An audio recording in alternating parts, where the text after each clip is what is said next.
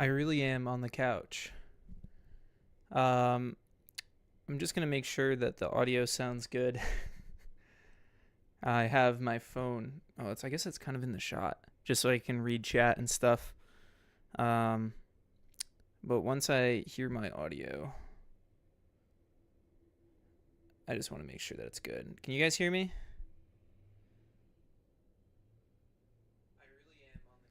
Oh, there we go. Okay, we're good. Oh shoot, I want to keep watching this. Just want to mute myself though. Lovely. And now I can watch the chat. How are y'all doing today, folks? I guess it's still day here on the East Coast, evening time. Some familiar faces that I see in the chat. Why a couch? I don't know. Felt fun. Felt different. We're gonna rock with it. Can confirm. I am on a couch.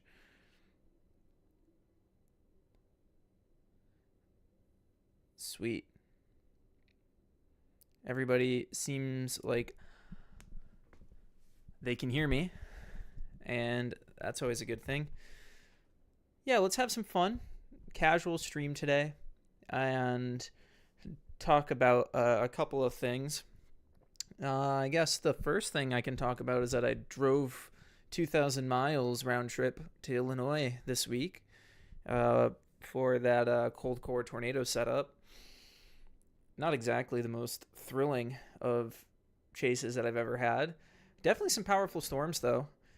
And I saw a couple of, significant supercells, rather HP and grungy, that I wasn't really expecting. And I think that had to do with a number of factors. Ooh, I got a couple of questions, but if you hear that car outside, I heavily apologize. Some people just really like to be the main character when it comes to their car and, straight pipe or catback exhaust their cars, but it's fine. You roll with the punches. Opinions on Diaz in Arkansas. I don't know. I don't really have. I'm not a big. If you, I'm not a big ratings guy. I think. I think it's perfectly I think the EF4 makes total sense to me. I don't see, given the precedence of other tornadoes since 2014 when it comes to high-end EF4s, I don't see how Diaz stands out differently in terms of being an EF5 candidate. So EF4 makes sense to me. And as some of you may know, I'm not a big ratings guy. I don't I'm more curious about why damage happens and how things fail and what construction can be done better in order to save lives, rather than what category I can fit it into on the enhanced Vegeta scale. We all know that the enhanced Vegeta scale has its inherent flaws, and I'm much more concerned about the why, and I guess that might just be my engineering brain at work. Damage analysis for the March 14th tornadoes at some point down the road. I like giving a little bit of time after events to make sure that, let all the information come out. And also, it feels a little opportunistic. I did a damage analysis a couple of weeks after Rolling Fork before the official survey was done, and I kind of regret doing that because I could have expanded there, and yeah, so I'm going to give it a little bit of time. April's going to be a busy month, do you think? If so, would it be possible to have you go live down there for severe weather, tornadoes in specific? Yeah, I think my plan for chasing this year, so this is kind of going to go into my whole chasing philosophy. I just created a second channel specifically for my chasing stuff. June 1st chasing. I don't think it's linked below, but if you go to the main channel page, just either make this a mini player or pop open a new tab. Go to the June 1st main channel, and if you scroll down to the other channels, June 1st chasing channel is now a thing. But I've never been I've never wanted or I've had the desire to do the live streaming thing.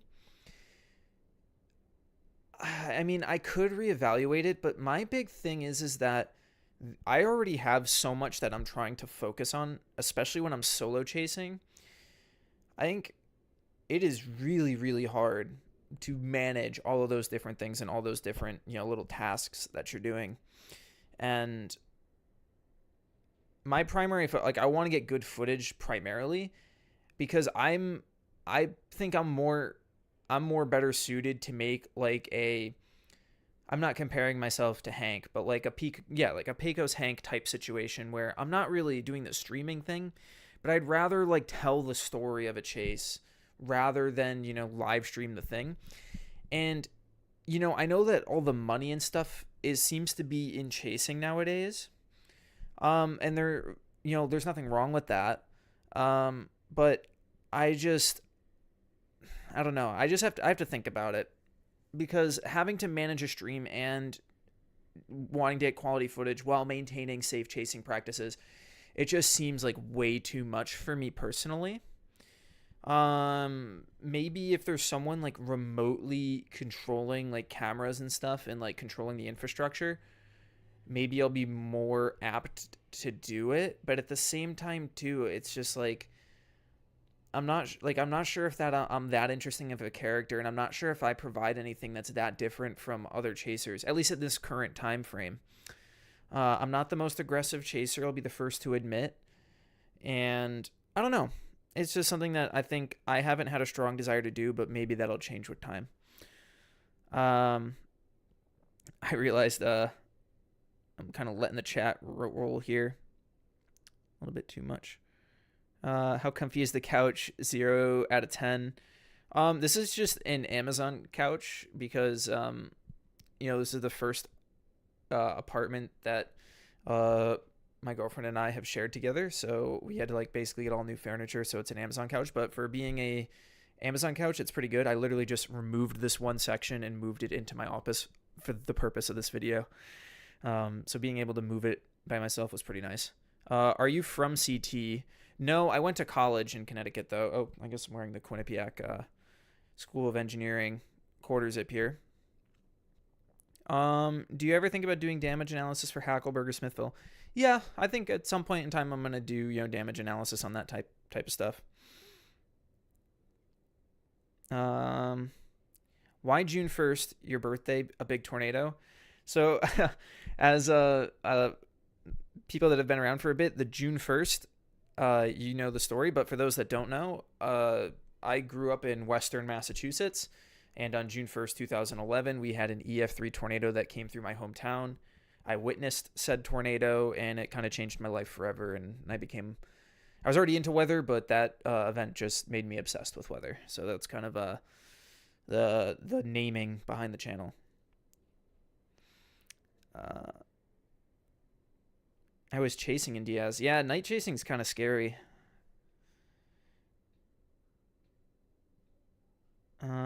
Davis said it ripped anchor beams from homes. Not sure if that's true. Sub to the chasing channel. Thank you. Brandon Kopic is interesting to watch. Says Peter Miller. I'm not a big stream. I don't really watch streams on my own time. I don't know. I've never been like, maybe that's why I don't have a desire to do the streaming my chases or whatever. Is just because of the fact that I've never been into watching streams myself. It just makes me feel like I'm missing out. Storm chasing foam. I actually wrote a little. I write little blogs sometimes on the June 1st website, just to like collect my thoughts sometimes that aren't like maybe necessarily video worthy. Maybe they could be second channel ideas. I rebranded the second channel into May 3rd. So if you want to check out the second channel, that's another thing where I post, unpolished, sillier videos or me just talking videos. But yeah, maybe that's why I'm not the biggest. I haven't desired to do the streaming thing quite yet, but I don't know. Maybe there's always a time. Yeah, familiar names in the chat. Good to see. How's the March Madness bracket going? My March Madness bracket is kind of mid, honestly. I'm not a big college basketball guy. I'm not a big basketball guy. I'm much more of a hockey guy. So actually, last night I was watching the Hockey East finals because I wanted, I low key root for UMaine sometimes when I'm not rooting for Quinnipiac. And Quinnipiac lost their tournament, but they still made it into the or they still made it into, I think, the Frozen Four bracket in the end. But anyway, that's I know not too many people watch NCAA hockey. I'm just a big hockey guy at the end of the day. But my March Madness bracket, kind of mid. What is more difficult to chase, the Northeast or Dixie Alley? I've never really had a proper Dixie chase, for tornadoes at least. I went down for Helene, obviously. And my experience in Helene, particularly with the highway incident on I-10 where I had a bunch of trees fall down in front of me and kind of got boxed in there. I think it's probably more difficult to chase the Northeast just given because of the population density. But the issue with Dixie is that obviously the storms are that much more intense. So you're kind of dealing with that. So it's like, kind of different set of circumstances ultimately.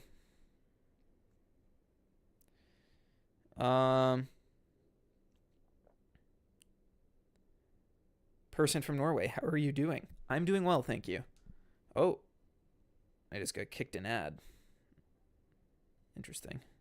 Minimized my chat. Storm chasing requires so much. I keep losing my spot.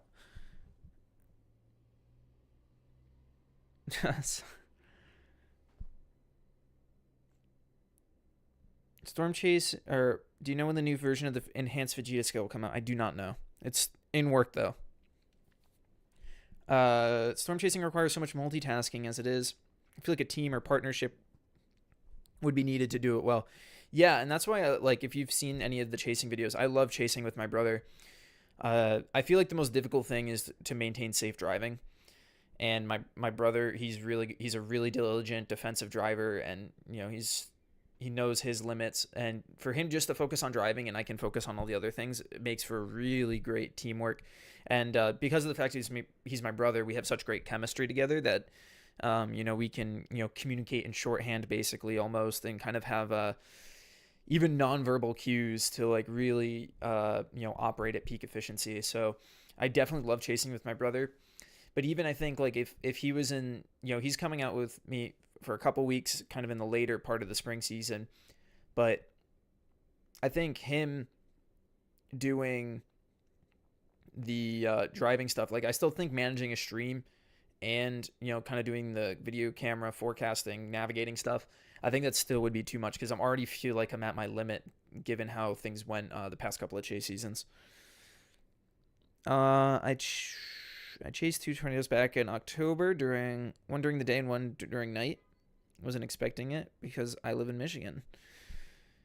Yeah, night chasing is not the most enjoyable from my personal experiences.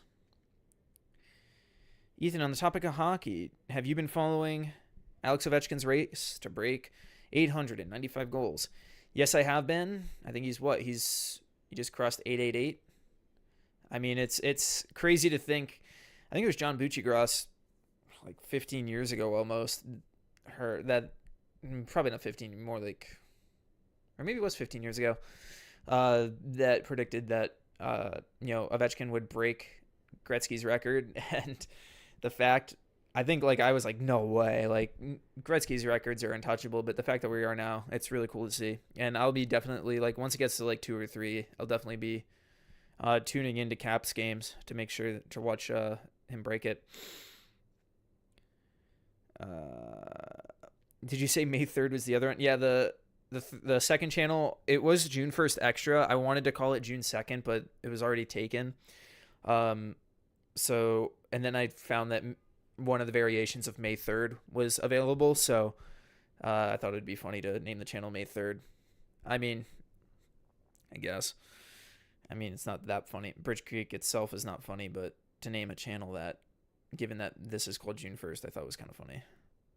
And the fact it's a second channel and it was third. Anyway, that's the kind of humor I have, I guess.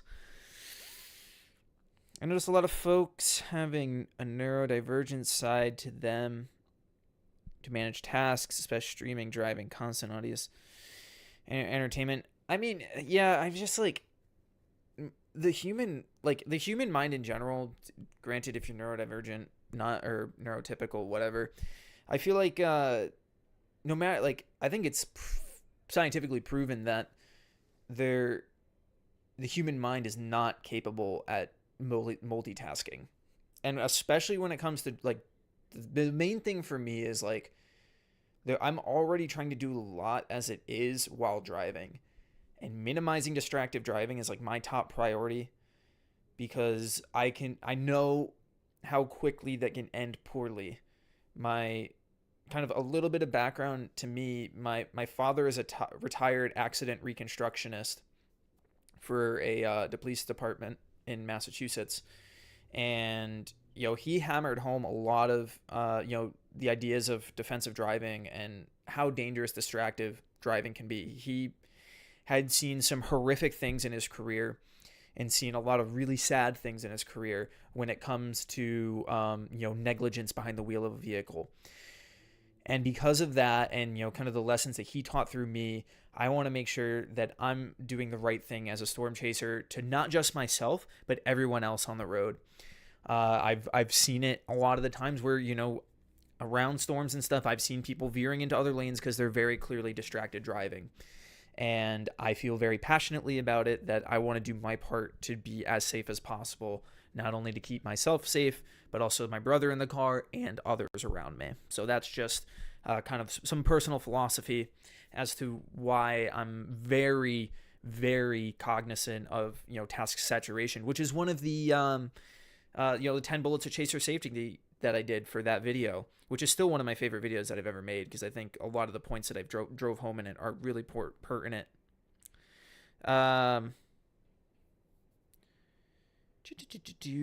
reading.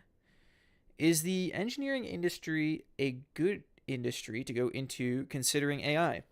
Yeah, I think so. The reason why I believe that is because I think engineering, everybody thinks of designing stuff and that kind of thing, but engineering is so much more than that, and it requires such an abstract level of thought in order to solve complex problems. You're really doing high-end level problem solving and applying it to designing things.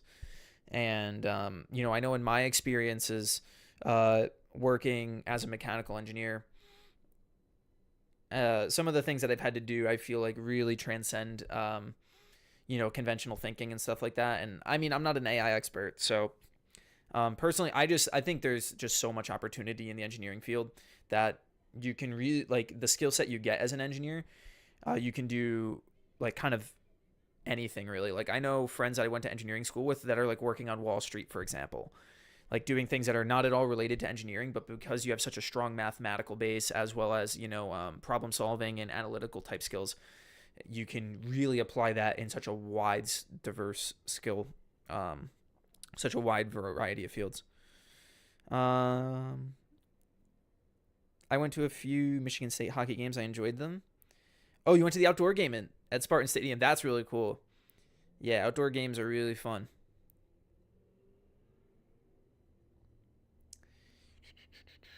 What do you think the new scale is going to be called? Enhanced Vegeta scale? I'm not sure. I'm not sure if they're going to keep it just as enhanced Vegeta scale or not, and then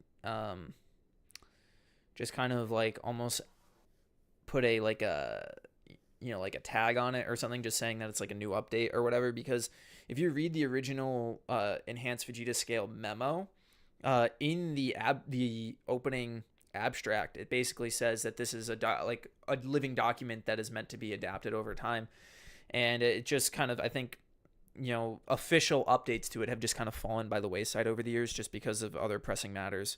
and it was doing a well enough job at the time. So, ooh, is my stream kind of doing weird things? It looked like I was choppy there for a second on the phone. Um, yeah, I was talking about the. I see someone's asking about Diaz again. Uh, yeah, I think EF4 is fine. That might be the exception just because of the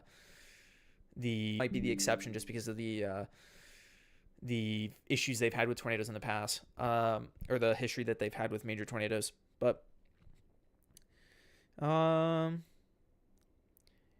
Peter Miller, do you watch any professional sports? Yes, primarily hockey, NHL.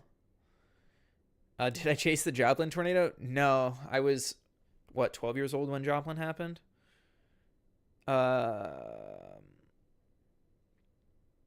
Ethan, what tornado do you think was the worst damage wise? I don't know. I have to think about that. I get asked questions like that all the time. There's just so many to keep track of that it kind of like racks my brain sometimes. What do you think was the strongest controversially rated high-end EF4?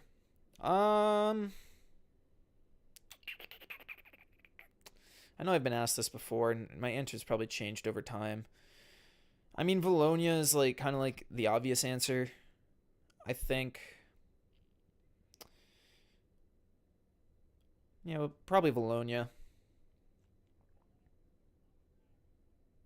Yeah, I think obviously, you can also say like New Ren. Just, I mean, that was rated EF3, but that one, clearly had, I think, EF5 potential. Just given, didn't what it was gonna hit.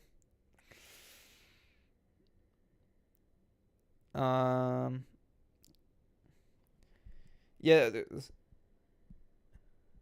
could be a cool analysis of the Czechia IF4 tornado. Yeah, I've wanted to do a couple of international tornadoes at some point. I think that'll be definitely something in the future. Not gonna lie, you look like a chill guy. Thanks. Yeah, the couch is actually way more comfortable. I know that I can't like pull stuff up. Usually I'm always pulling stuff up on the monitors and stuff like that. But I figured, just something a little different. A little weekend couch vibe would be fun. Just kind of talk through some stuff and uh.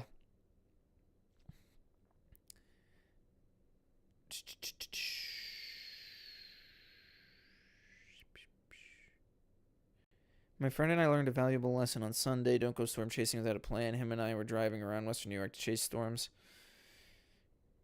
to hit our home base. Well, it's funny. This is a fun story. So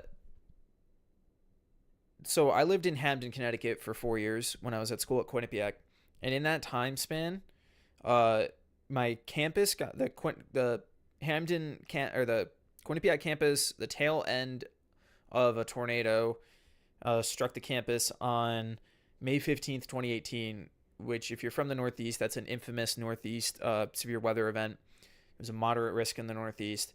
And then we had another tornado my senior year, which was August 27th, 2020. In both of those events, I was chasing other storms. And the August 27th one hit my apartment, and my roommate called me, and he goes, "Hey, man, like, the craziest, like, storm just came through, and obviously it was tornado warned." And he's like, "I went into my bathroom, and it sounded like my windows were gonna, like, explode. And there was, like, shingles and stuff missing off of our apartment. We didn't have power at the apartment for 4 days. And when we got back, because we were chasing in New York, and of course I missed it in my own backyard, and I got back to the road that leads up to where the apartment complex was, and it was, like, blocked off by police tape.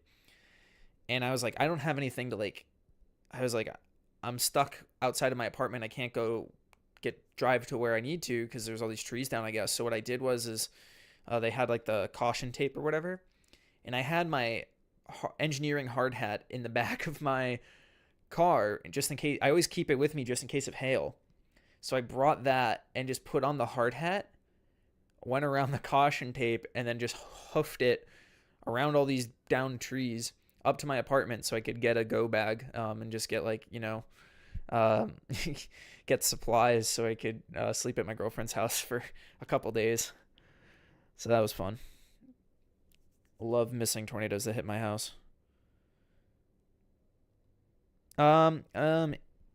Ooh. Thank you for doing a special on the Windsor Locks tornado. Of course. 6 years old when that storm hit, and I remember the damage along Route 75 near the airport. Yeah, that was that's not far from me. I grew up in southern western Massachusetts, Pioneer Valley, so close to home for me, and it was a story, worth talking about. Bradley's such a great little airport. It's my favorite airport to go out of because you get to, fly through security in like 10 minutes, not even. Um I'm interested in the engineering industry, thinking about nuclear engineering because it might be difficult but it might be difficult considering them definitely going to play college baseball. You know what's interesting? I had a friend of mine who was a mechanical engineer that after his graduating with his mechanical engineering degree, he went into is it NUPOC?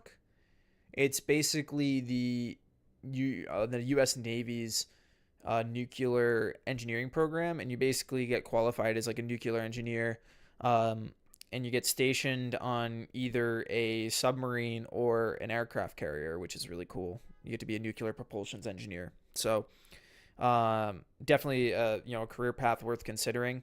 And they'll definitely cover a lot of your schooling and stuff like that if you put in your time with the Navy.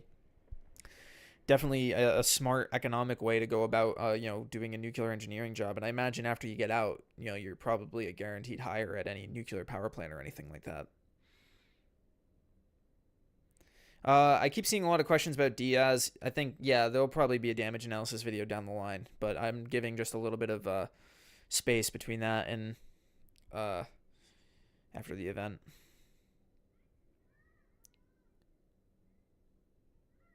Oh, the stream cut out. There we go. Okay. Mama G, I was looking for the May 3rd channel. How is it listed? It should be just at May_3rd. But if you go to the main channel, or if you just go into like my channel part, or the June 1st channel, scroll down on the homepage, and there's just a list of the June 1st associated channels. It should be there. The mic keeps cutting out? Is that true? Or is my stream... it looks like I'm good right now. My camera just did a thing. Sometimes my camera shutter goes off randomly during these streams.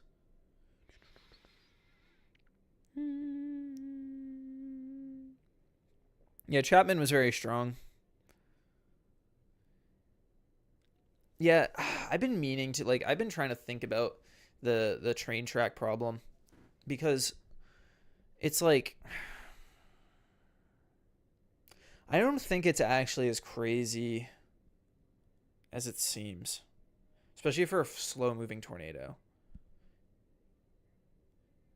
because I don't think you're worrying about boundary layer friction as much because they're raised onto a mound. So I have to think about that. There's a bunch of I've always wanted to tackle tornado trenching, but I have just there's no mathematical way for there's no research I don't know to get any sort of reasonable estimation just with a simple hand calculation. I just I think you would have to set up some extremely crazy testing rig that I definitely don't have the capability of doing.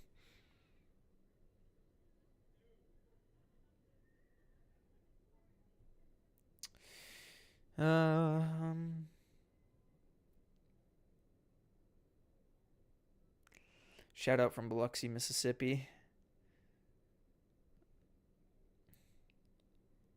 Hey Patrick, how's it going? Cool to see. It's cool to see. Yeah,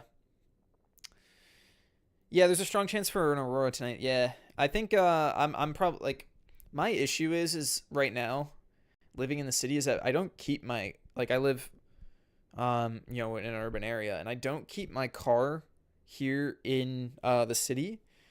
So there'll be a stretch of time where I won't use my car for a month just because I'm I don't need it.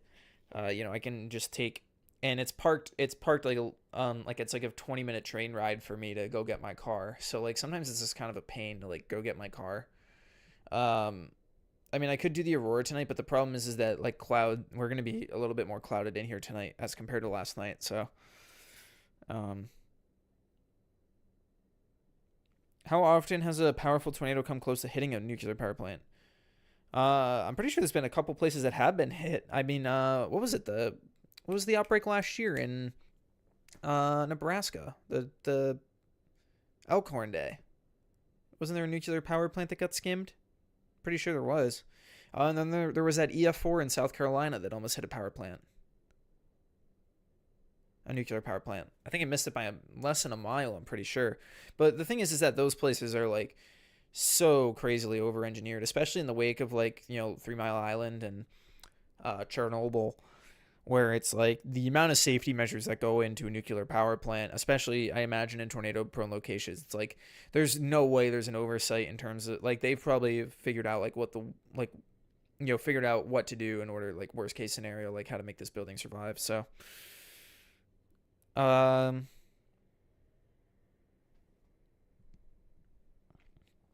any advice on how to get better at math? I'm terrible at it and don't know half of the content in my classes. There's some great math stuff on YouTube. What's his name? It's Professor something.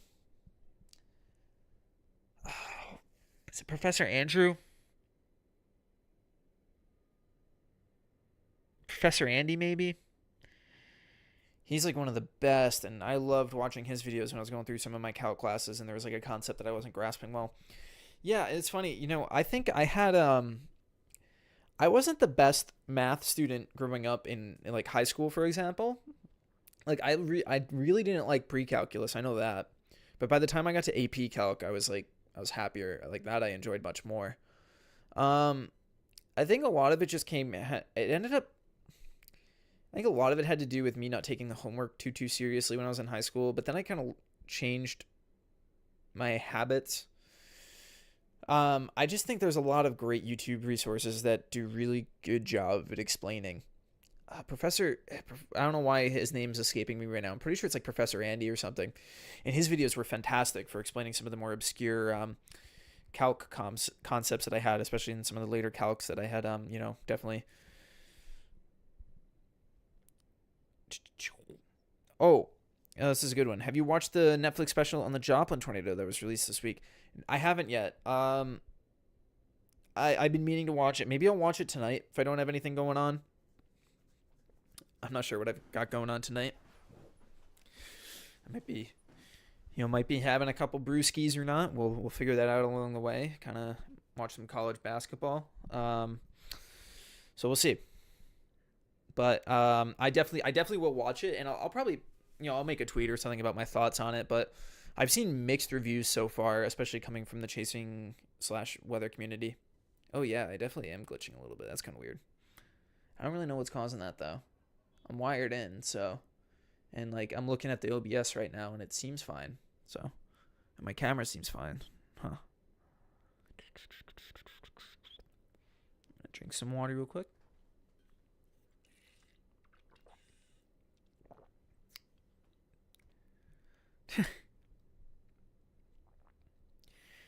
Patrick, thank you for saying about the auroras. There's some right above me.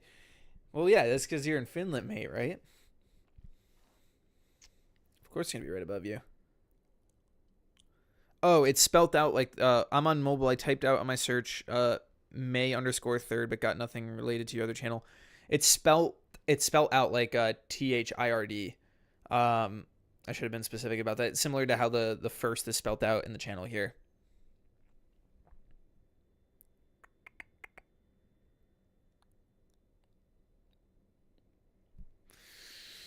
Weather of the North, ground-wise, the northeast corner of Greenfield would be the most likely to qualify for EF5. Well, it would be the southeastern edge, because you have the added forward velocity of the tornado plus the rotational velocity. Because once you get around to the northeastern side, then you're combating the forward speed of the tornado. I'm from Europe and interested in severe weather. I'm planning to chase in the upcoming storm season. Do you have any tips? Oh, I lost it. My thing keeps jumping down for whatever reason. Oh my gosh, stop this. Ay, ay, ay. There we go. Do you have any tips with regards to chasing?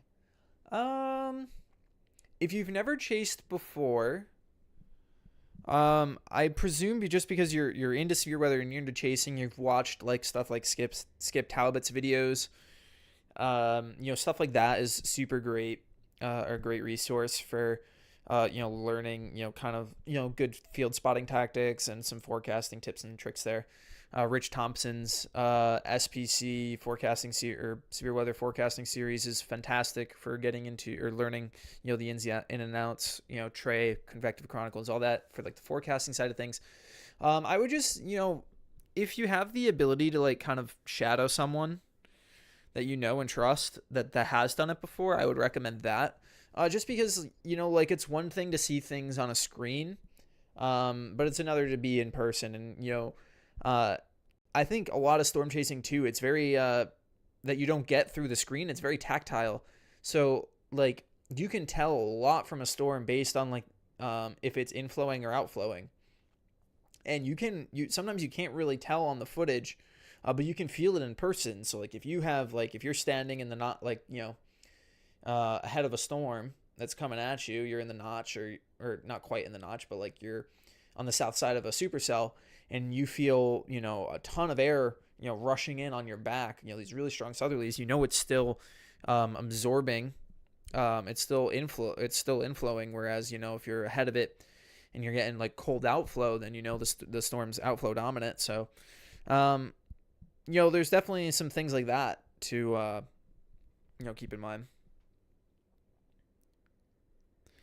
New Jersey has heavy light pollution too. Yeah, I mean, I would drive north. I would drive up into the like the Adirondacks in New York or up into Vermont.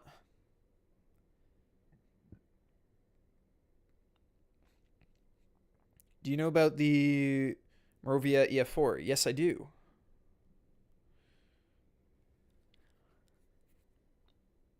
Yeah, I gotta do more. I gotta do some more international stuff.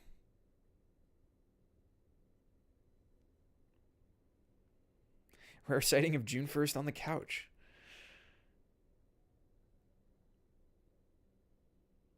Uh, yeah, pre-calc. I don't. It seems like a lot of people have issues with pre-calc compared to regular calc.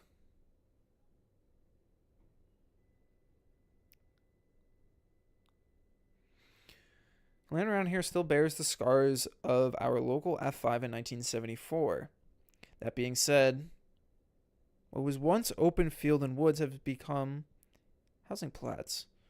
One of those new plats was hit by another tornado. That's from Jay Young. Interesting. Are you talking about if you're from the Tanner area, you had the two F5s, and then you had Hackleburg, or the end of Hackleburg come through that way, which is crazy. You know, three F5/EF5s in one town is pretty nuts. Like, what are the odds of that? Do you know about the game Twisted? I do know about it. I'm not the biggest gamer though. I'm not the biggest. Like, I played Outbreak here and there, and with my friends and stuff. I'm just not the bit like storm chasing games. Just don't really do it for me. Like, I'd just rather be in the field. um, what's your opinion of the Greenfield EF4? Do you think it should have been EF5? Um, Based on damage, no. I mean, I don't think there's anything that stands out as obvious EF5 damage on a traditional EF scale basis. Yeah, you have the radar measured wind speeds, but then we're the age old question again, right?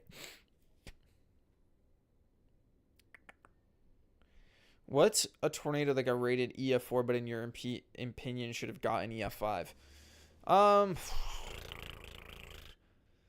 I don't really know if I have one that stands out in my mind that should have been like 100% EF5. I mean, Valonia might be the closest case for an EF5 that I can think of off the top of my head. Um, Maybe even Mayfield's a bit of a stretch. You have the one Bremen household that I think could maybe be considered EF like very so close to EF5, but the thing is like that the foundation itself wasn't embedded in the ground, so it was like kind of resting on a pile of like loose gravel, so or loose stone, I should say. I don't know. Dean Allison's video of the Heston F5. That's a great. Yeah, that's best video captures. Yeah, definitely. I wasn't good at math until I lucked out with a college professor. Yeah, Jay. Definitely, like, having the right person in terms of a teacher or professor is the best way to, learn. If you have a really good guy. Harper, Kansas. Hey. Thank you for the super chat. I say it as Owish. I know I apologize if that's not how it's pronounced, but that's how I've always pronounced it. Good familiar face. Thank you for the super chats. Appreciated. Alonso is in EF5. Yeah, I mean, well, gotta give love to the Canadian tornadoes, right? Good old Manitoba.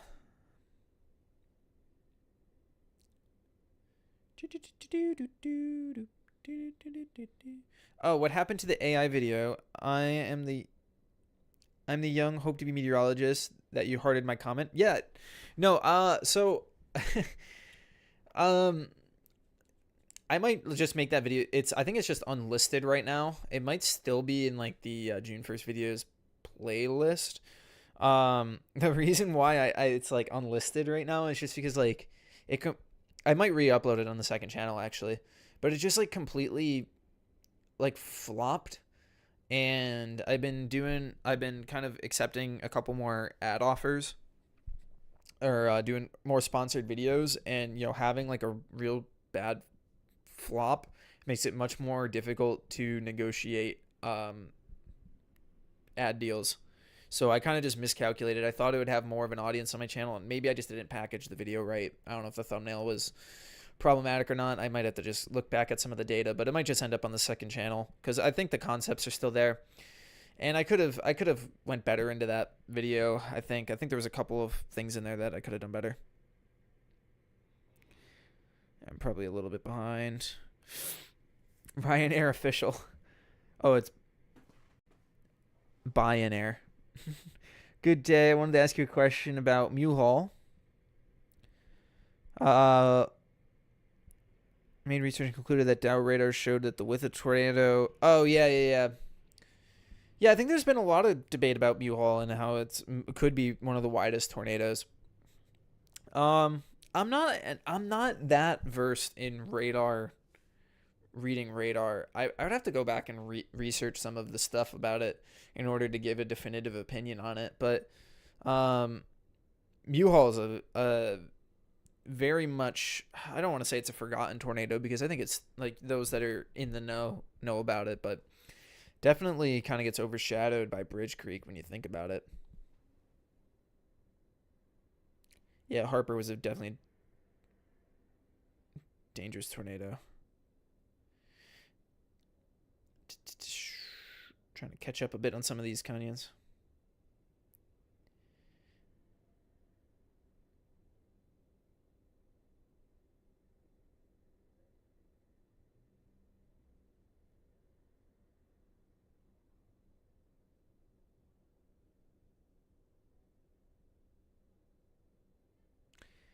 Sorry, I'm just reading, trying to catch up. Oh. How hard is it for you to make the damage analysis videos compared to your other content? The damage analysis videos they were actually like kind of easier for me to put together in the sense that it would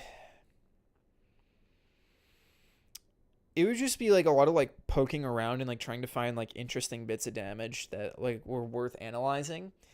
And sometimes it's like the hard part about those videos is like trying to like figure out either a methodology or trying to find information about like builds and stuff. Like I know like for the Greenfield video, I spent like an entire day's worth of work like looking at like water tower design, or not water tower design, wind tower or wind turbine design, and like figuring out like how to like approximate geometries and stuff like that and get like reasonable measurements and stuff.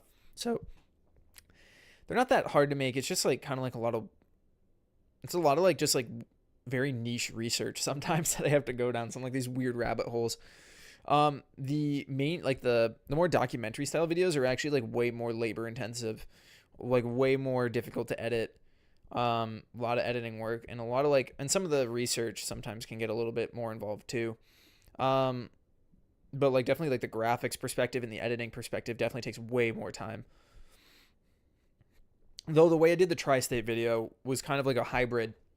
I'm kind of exploring a couple of ways of doing the damage analysis series videos that they appeal to a wider audience, but still keeping, some of the, a lot of like scientific math based stuff,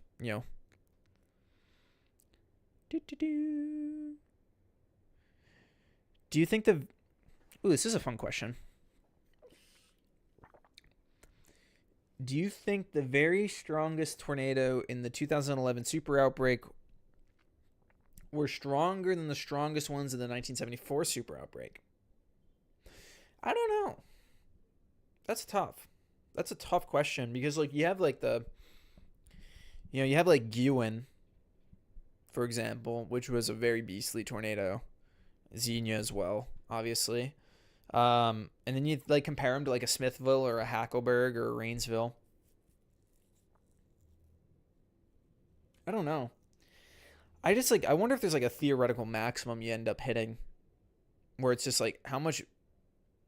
I'm trying to like think of the environmental parameters for each day because I think like some of those like Dixie, like the more Dixie style events, like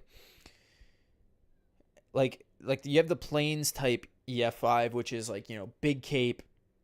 I guess your kinematics are still strong, but like the Dixie Alley really strong tornadoes are more like very kinematically driven over the big big instability. And I wonder if there's just like a way that's, depending on how each setup happens, where you get like, if one is better than the other at like translating to like purely like the amount of energy transfer towards the ground. I see you got a super chat. I'm going to look at that real quick. Ooh. Thank you for the super chat, by the way, Weatherman of the North.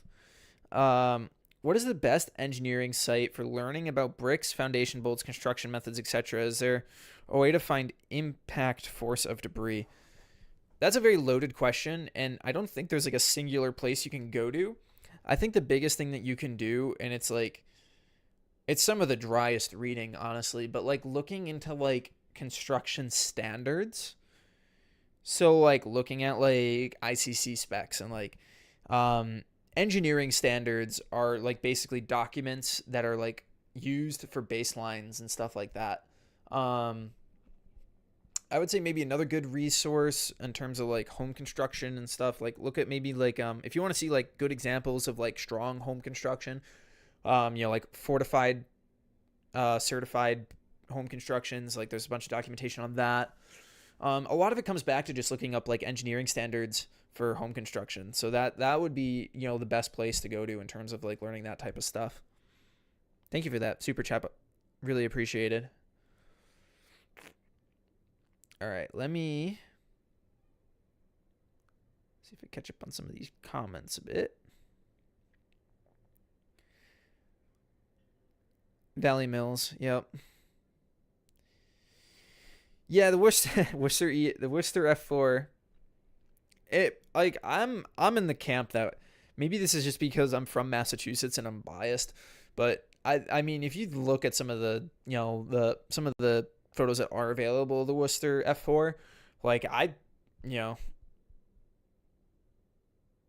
think it this could just be my Massachusetts bias showing up, but I think it's definitely a contender to own F5, especially because there's no rigidity to the scale,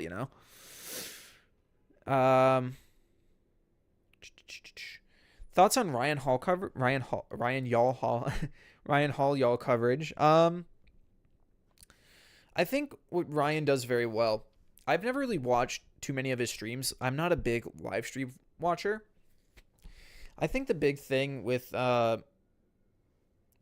what Ryan has been able to do is that he found a market that was untapped just from the business perspective of doing like forecasting videos in a very YouTube type of format that worked well, but also with the streams and stuff. I think he does a decent job. While how do I put this? I think he does a good job at like conveying the messaging to like a general audience, like translating it. Like, because I think there's a way that he resonates with people that aren't like, weather fanatics that know a lot about XYZ. And he's good at able to communicating threats and stuff like that. And I guess you could say the same for someone like a Max Velocity as well. And kudos to them for like, kind of finding that market,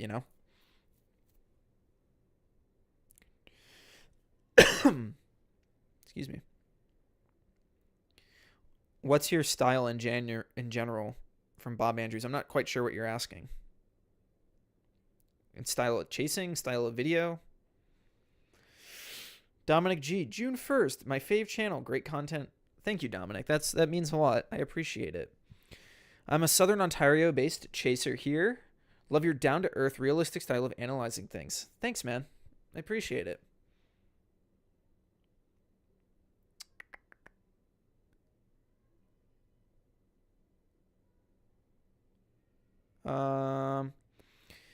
What are your thoughts on last weekend's tornado outbreak? Any ideas in a damage analysis? Yeah, so a damage analysis will eventually come for those tornadoes. I mentioned it a little bit earlier in the stream.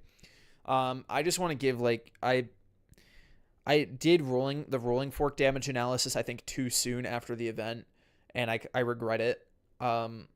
It felt a little opportunistic, and I did it before the official survey came out, and there were some comments that I could have made on the official survey.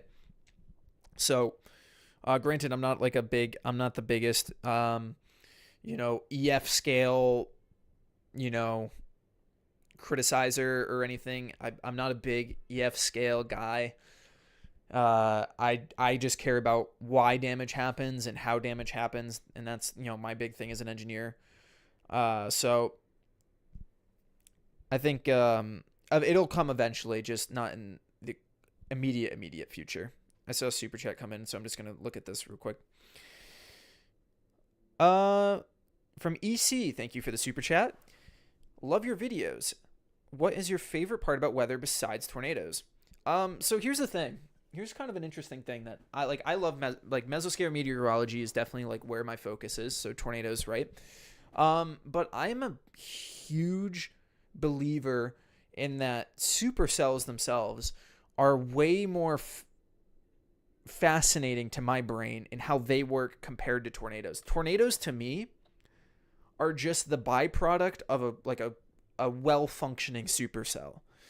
And I think like all the mechanisms that make a supercell work, the way they're able to manipulate their own environment and basically work as these like very concentrated updraft machines is extremely fascinating to me. Like I can kind of nerd out about this, and I think that the supercell is way more fascinating from a meteorological perspective than tornadoes are, because tornadoes are just the byproduct of a really strong, efficiently operating supercell.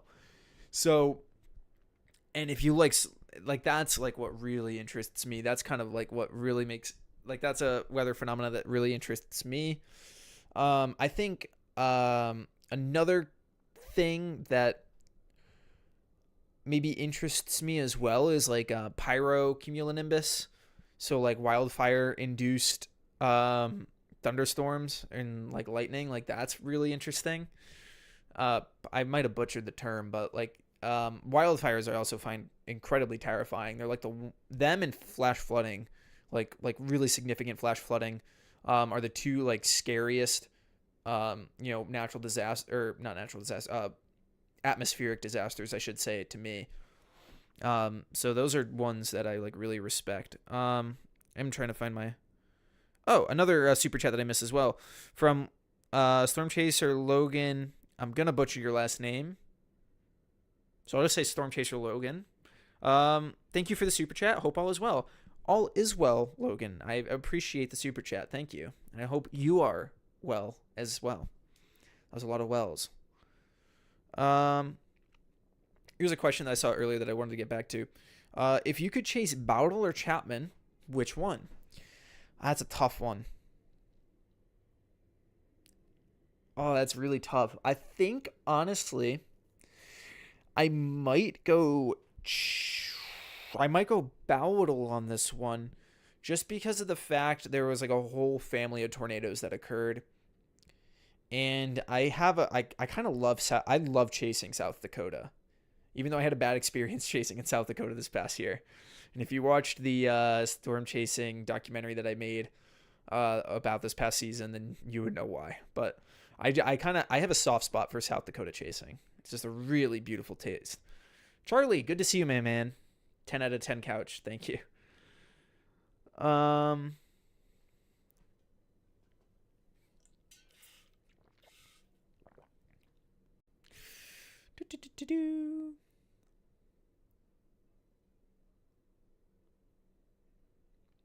Ryan and Max are good, but the 12-hour long stream limit. See, I could never do a stream like that. At least like sitting in front of a computer and just like constantly talking to a camera. Like I get tapped after doing like a 2-hour live stream where I'm currently sitting on a couch. So Ethan, we briefly spoke on Discord earlier. Oh yes, play tab. Can you elaborate on our discussion on Joplin and the IF scale? Um, well, I think just the tough thing with I think the IF scale in Joplin specifically. Joplin's just like it's not the most well. There's not a lot of public information about the Joplin survey, obviously, and you kind of have to work with the limited information available in order to kind of draw conclusions. And the thing is with the IF scale is that it's very European centric, obviously, and that doesn't really apply well to American construction. So it's kind of difficult to like, but I kind of understood where some of y'all were coming at earlier, where how like with the information that's present, how Joplin would fit more on an IF4 than an IF5 rating. I'm gonna keep scrolling. Oh, my camera. I'm just making sure your camera's good on battery. We're still good. I see a super chat that came in. Oh, thank you so much for the super chat, Martha. That was really nice.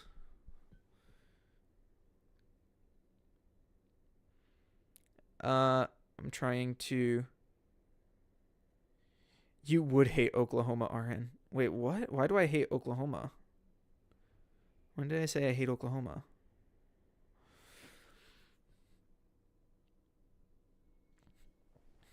I think the chaser bill that they're doing is stupid. I can see that being a big problem. I'm not a fan of that, I'll tell you that much right now. So maybe I do have beef with Oklahoma right now.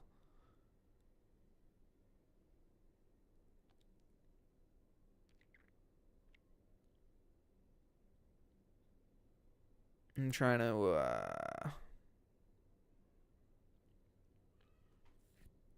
catch up. Can you do a video on the Mechanicville, New York F3 that happened in 19... Oh, that's the... Isn't that the 1998 high-risk outbreak in the Northeast? If I'm recalling correctly. Yeah, that might deserve its own video one day. Ethan, you touched on fire, T-storms, and tornadoes. What about thundersnow? What are your thoughts on that? Thundersnow is very interesting. I think it's really cool. Mechanicville was strong as it was because of the terrain enhancement. Yeah, a lot of those northeast tornadoes, you can easily trace to terrain enhancement. If you look at like the June 1st tornado, for example, some of the most intense damage in Munson happens when it drops off of the Wilbraham Mountain there, and a lot of vorticity stretching really intensifies that tornado. So it's really cool to see how terrain can really influence tornadoes.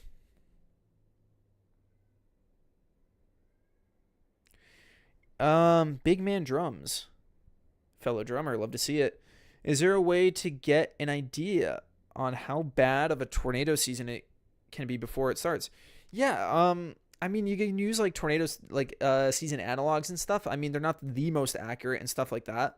But like, usually, some sort of pattern. You look at like the Pacific Oscillation, whether in you're in El Nino or La Nina or neutral phase, and how you're transitioning between the two is usually a decent signal on like terms of like number of how placement of jets, like how it influences the placement of jet stream and stuff like that. And with all that, you're gonna influence like the amount of storm systems you're gonna have. So there are markers. Drought is another one in the West. So there's definitely markers as to like what you can have for a tornado season, but it's not a perfect science, as no science is really. Ah, Arrow the Cat, thank you for the super chat. I can't thank you enough for making a video on the Cookeville tornado. Tornadoes hitting your hometown is never easy and unforgettable. Yeah, of course. It's funny. Cookeville ended up being a video that that was the first like viral video that really put the channel on the map. And I know firsthand what it's like to have a hometown tornado really change your life. Specifically for me, the June 1st EF3, that, I mean, I'm here sitting on a couch right now talking about tornadoes, 14 years later, because of that tornado. It really shaped my career path. I just posted a comment on I found one of my old YouTube comments from the June 1st, like right after it happened, and it said, I want to be an engineer that wants to build stuff to withstand tornadoes. And I wrote that comment like 13 years ago, right after that event, and not too far off from that path right now. And eventually I hope to get to a point where maybe just to kind of go, this is kind of a little bit of a tangent, but June 1st, right now primarily is kind of its focus is YouTube, right? But its original focus was a lot more, into like, doing research on weather through engineering methods. And I think maybe down the line, what June 1st might evolve into, it might end up evolving into, back into more of an engineering based, company where, maybe storm shelters are our future. Maybe, looking into stuff like that, or discovering new methods of safe tornado practice, or safe sheltering methods, or affordable sheltering options, like stuff like that. That's something that I would be extremely passionate about, and I think would be a very reasonable direction for June 1st to go in. Right now, yeah, I'm focused on doing content and stuff like that, because I enjoy doing it, and it's something that I think I'm fairly decent at doing. But I would love to get back into some of the more engineering routes that June 1st first started on, and maybe that's something that with enough eyes on June 1st, we can, maybe, I don't want to say crowdfunding, but, maybe get the eyeballs needed to do, a little bit of investment, or get some outside investment in order to, maybe launch some positive things, So that's fun. Tim Marshall has a really interesting paper on the Joplin track, that location of the EF5. Yeah, there is information available. But obviously not like a damage assessment toolkit where you can really get nitpicky with all the different DIs and stuff. I got a text that somehow turned my screen sideways, so I got to try to figure this out again. Get my chat back. There we go. All right. I lost my spot. Working on it.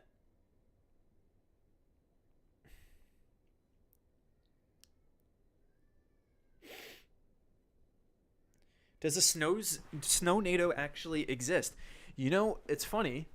I'm sorry. My pants are like riding up my legs right now. It's embarrassing. Aaron Rigsby, a good friend of mine, great storm chaser of the year last year. He got a video of basically a snow NATO off of Lake Erie, several years ago now, maybe like 2017, 2018 timeframe. During a lake effect event.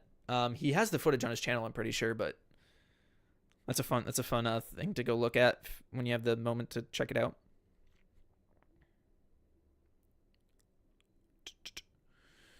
Checking up on.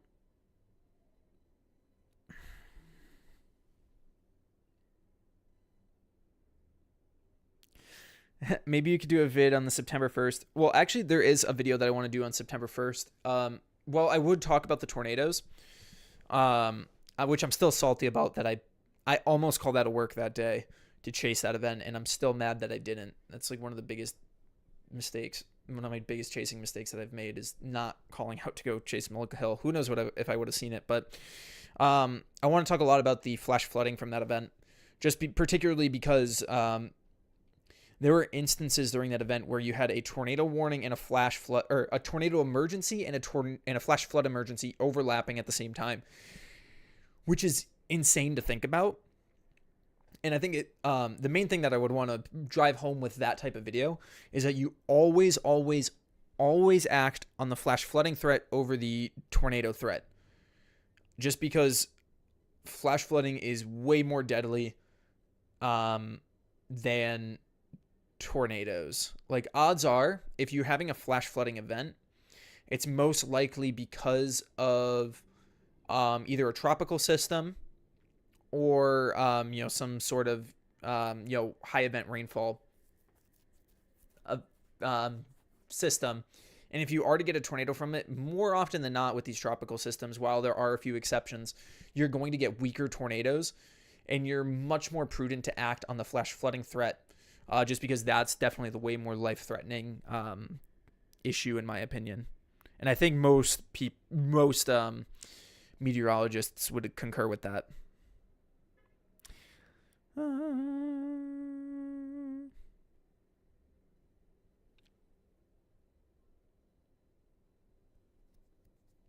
have a couple questions for you, actually. First one I got about is Springfield EF3, June 1st.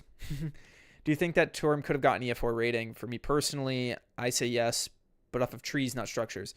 Yeah, this could also be just my bias again, just because of the emotional attachment that I have to that tornado. It's still the strongest tornado I've ever seen. But I given what happened, like, if you drive through Brimfield, my aunt lives in Brimfield, and when you drive through the portions of forest that have been mowed down by that tornado, it's still a visible scar 14 years later, or almost 14 years later. So kind of a testament to how strong that tornado was. Ethan, you ever thought about... Oh, there's a super chat. Sorry. Speaking of engineering type stuff, this is from Goat Pilot 04. Thank you for the super chat. A video on just confirmed storm shelters being hit and how they fared. Rarely mentioned or talked about in videos. That would be a video that would be very good for this channel, I think. That's a good idea. And now that I spoke it out, like, I want to write it down, but maybe I should just write it down right now. Hold on. Get my sticky note. That's a very attractive shot of me. Shelters impacted in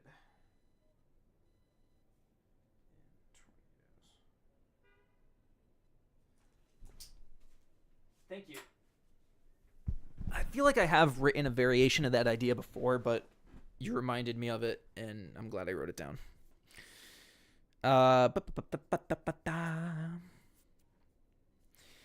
You play drum. Wait. Ethan, have you ever thought about doing tornado damage analysis as a career path? I've thought about it, yes. The thing is, it's like, I think it's a very, very specialized field, very limited field.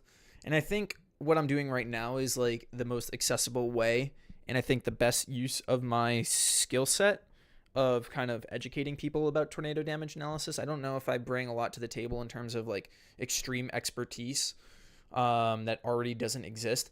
I think what my strengths are is being able to communicate threats and stuff. Like like if you watch some of my older videos, like I'm a really rough communicator, but I think, just repetition and building this channel has gotten me to a point where I feel much more confident as a STEM communicator.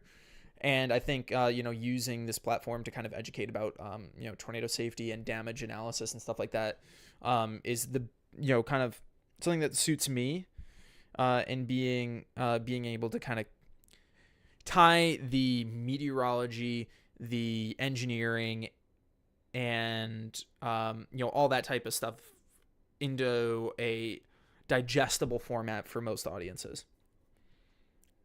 Da, da, da, da, da, da.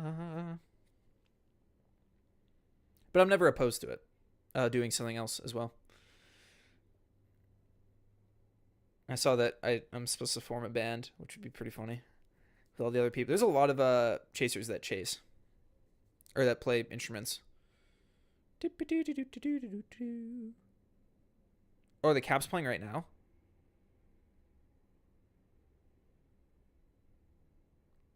Strom scored. So close. Do you think making a documentary on tornado purely in 3D would do well? I'm doing that RN, and I'm kind of scared that I'm wasting all my time. No, I don't think so.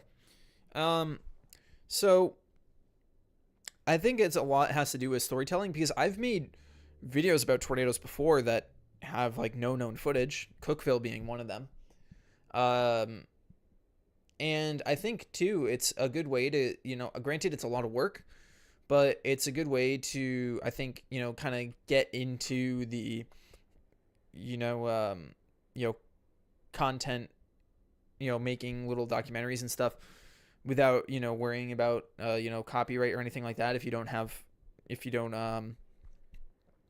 not able to get permissions or, can't afford licensing fees, because that's a real tough thing right now in this field, or I guess in the content creation space, is like you got to, you have to be smart about how you use footage, because, obviously you don't want to be just ripping off content from, footage and stuff from people. It's important to get permissions or, adequately licensed stuff. I know between me and a lot of the other, weather creators and other weather chasers, we're pretty open with sharing amongst ourselves, like kind of our footage stockpiles, just because of the, like, it's just like, I scratch my back, you scratch yours. But it's tough sometimes because, you don't want to be seen as someone that's just like ripping content. I've had a couple, I've made a couple mistakes in that respect before, but I'm definitely much more diligent about it now. Especially in the early days, going back to like when I was before the June 1st channel even.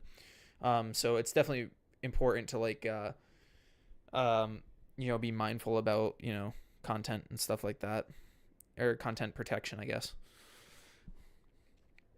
I got to catch up.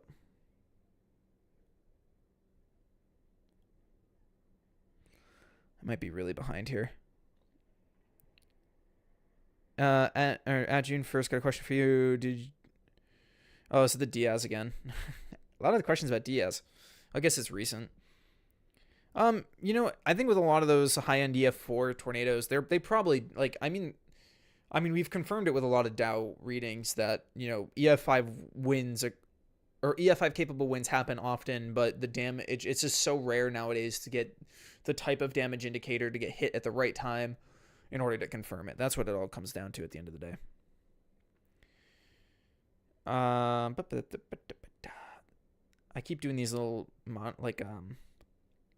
things.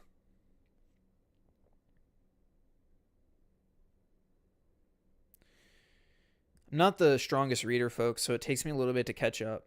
Kind of a interesting thing that I've kind of discovered later in life is that I kind of have a form of dyslexia, or I have some sort of like tracking issue. So my girlfriend, she's an occupational therapist, and she like did a test on me to like see how I read, and apparently I don't read correctly, and it kind of explains a lot, because I was in remedial reading when I was in elementary school. Like I had to go do after school extra reading stuff because my reading comprehension was like below average or whatever.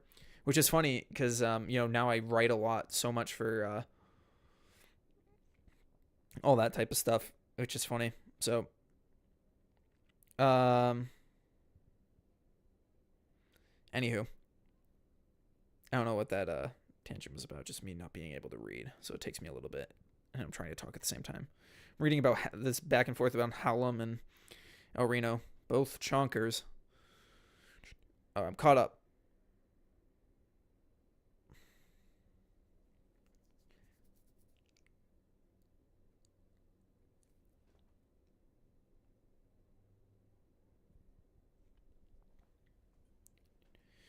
Hey Ethan, do you think you could do a video about the tornado outbreak in the future? Yeah, I mean, sorry,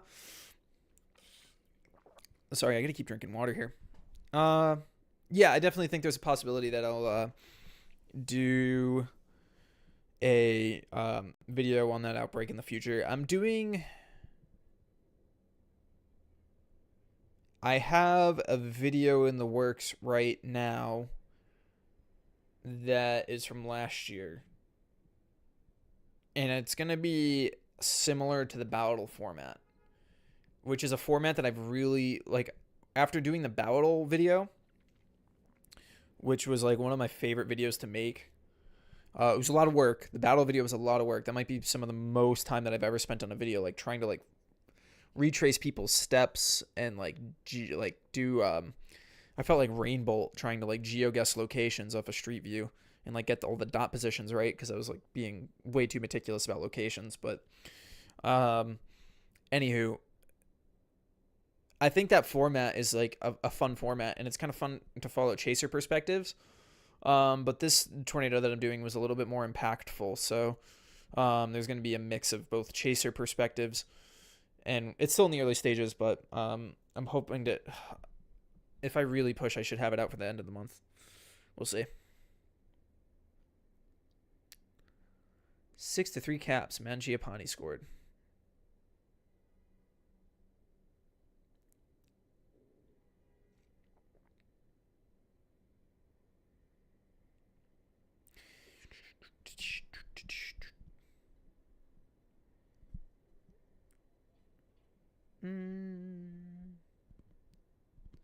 I'm all the way caught up,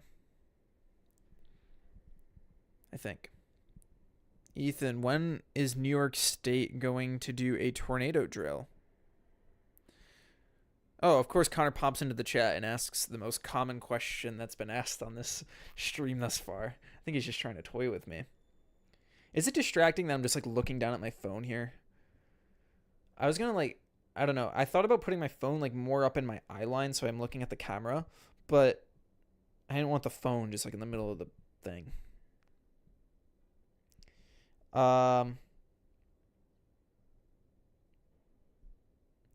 Discord currently having a discussion on leaf eddy damage. Love that. That's my type of video. That might be the April Fool's video.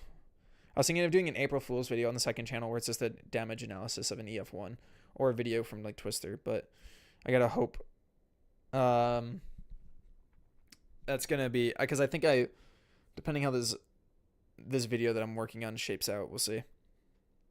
Connor's in the chat, everyone. Love that. Owish battle video is one of the faves on the channel. Thank you, I appreciate that. You should do damage on Smithville and Hackleburg. Smithville being talked about as one of the strongest tornadoes. Have I watched Kelton's video about Smithville? Yeah. So it's funny, like a lot of us weather creators, like we all are pretty vocal with, like we all like collab, like we we talk pretty consistently. It's a very much the kind of mindset I think we have is that a rising tide raises all boats, and there's not like any like rivalry between any of us or anything like that. I don't think that was implied, but I just kind of say that we work all very cohesively, and we talk to each other regularly and kind of pass ideas off of each other and kind of workshop ideas. So it's kind of funny. This is actually kind of leading into something that's already been. It was actually this was discovered on this discourse took place on Twitter, but someone had pointed out that um, Will of Tornado TRX made a video on Rainsville. Chris made a video on Hackleburg, and then Kelton made the video on Smithville. And they're like, oh, now there just needs to be a video of Philadelphia. And the thing was, is that when Chris started doing Hackleburg, Kelton was like, oh, I'll just do Smithville. And then I was like, oh, I'll do Philadelphia. So like, we just kind of like had this idea that each of us was going to do an EF5 from the super outbreak. So that was kind of funny. So there will be a Philadelphia video. That might end up being in April. I forgot what I put down on my schedule, but I thought that was funny. Big Man Drums. Are you a metal music fan? I'm not the biggest metal guy. I'm not the like I like a lot of like the classic heavy metal stuff or thrash metal. Particularly like the early day Metallica stuff, Iron Maiden, that type of stuff, but not the biggest. I'm much more of just like a more traditional classic rock guy, and some of the prog rock and a lot of like modern indie rock as well. Everyone's loving Connor in the chat. What's the most extreme ice event you've witnessed? Oh, I don't know if I can put a date on it.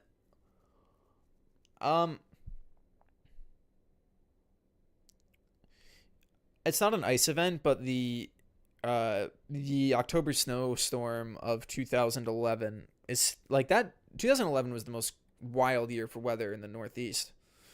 Just a wild year for weather in general, I guess. But the October snowstorm of 2011 was extremely impactful in Western Massachusetts. And we were out without power for a while. I had friends of mine that were without power for 2 weeks. Crazy thing.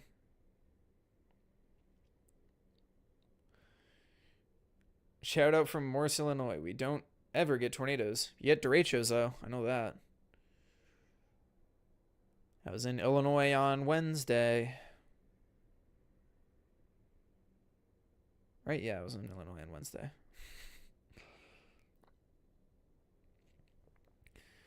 Any thoughts on EF5 ratings being lowered to a 190 per hour threshold? I don't think that's the solution. It's not like the range of the values that's the issue. It's the application. Like, I guess it's if there is an issue, if you really want to get down to the granular level. But it's more of the application and precedents that have been set over the years, that if you really want to have a gripe with EF5 tornadoes, that would be the thing.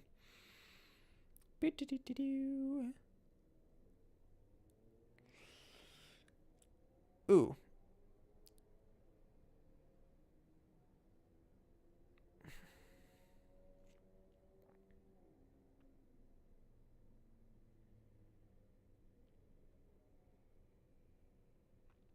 Catching up, sorry.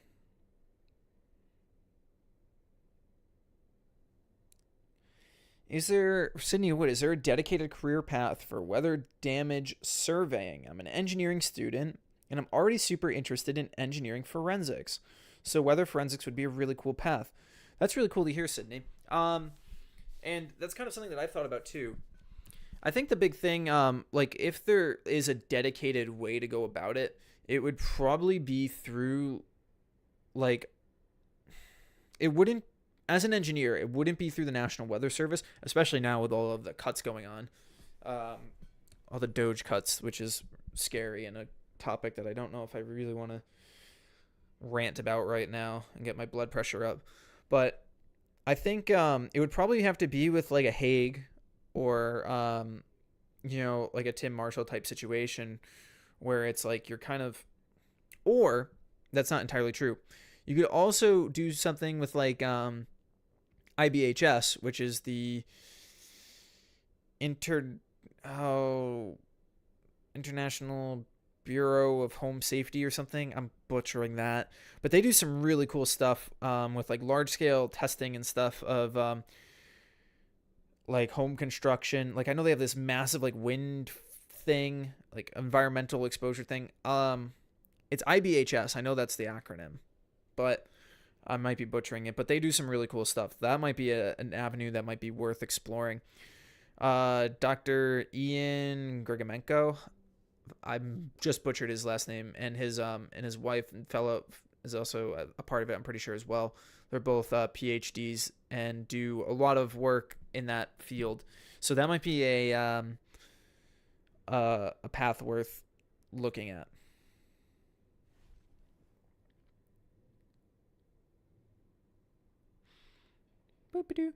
Additional addition from the question before, have you thought about asking Tim Marshall to have an interview with you on your channel? Yeah, I've actually I think I have the June 1st podcast, which we've been very like off and on about. If Connor's still here, it's tough. It's tough given he has a really chaotic work schedule, and it's tough to do. But I would definitely be open to it. I gotta reach out to him because I've had a couple conversations with him before.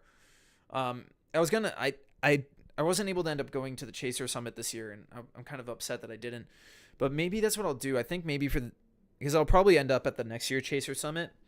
So maybe that's what I'll do. Maybe if I can pin him down for an hour during the summit weekend, we can do a cool sit down interview and do it as a June 1st podcast, because I think that would be a huge hit. And I think it would be fitting to do it in person. I want to start doing more in-person podcasts. Everyone does like the Zoom ones. There's no fun in that. I like being in person.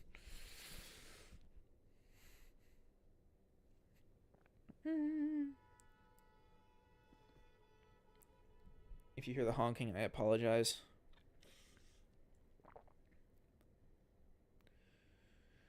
Sam plays TG. Are you able to do content creation full time? If not, are you close? I've been doing it. I've been doing June 1st full time now since August, the end of August.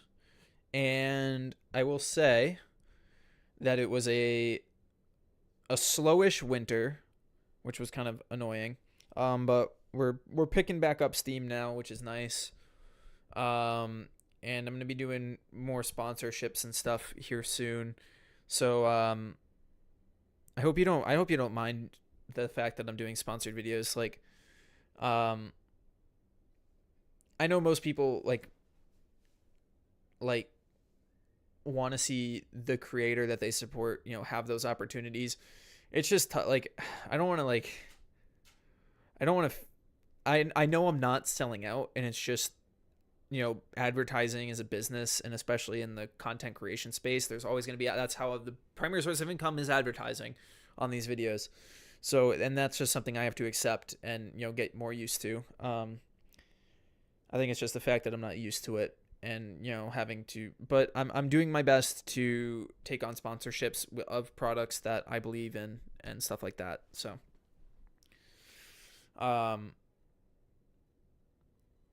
anyway, hope that makes sense. Might just be rambling at this point.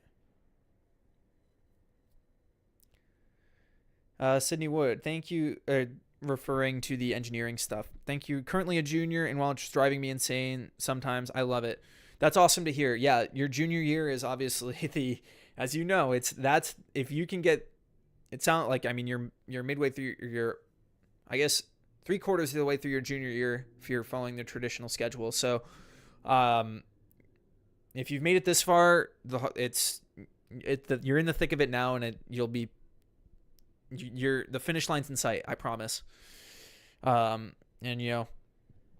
I know, just going back, some of those really long days that I had in engineering, I still have some of my best memories. We had at dedicated engineering study rooms at my school, and they had like whiteboards or chalkboards all around, and we would spend many hours in there. And some of my best memories are with my engineering friends in there, just doing engineering problem sets or studying for tests in there. And a lot of work, but some of my best memories were during some of those during those sessions. So that's awesome to hear, Sydney. I'm rooting for you.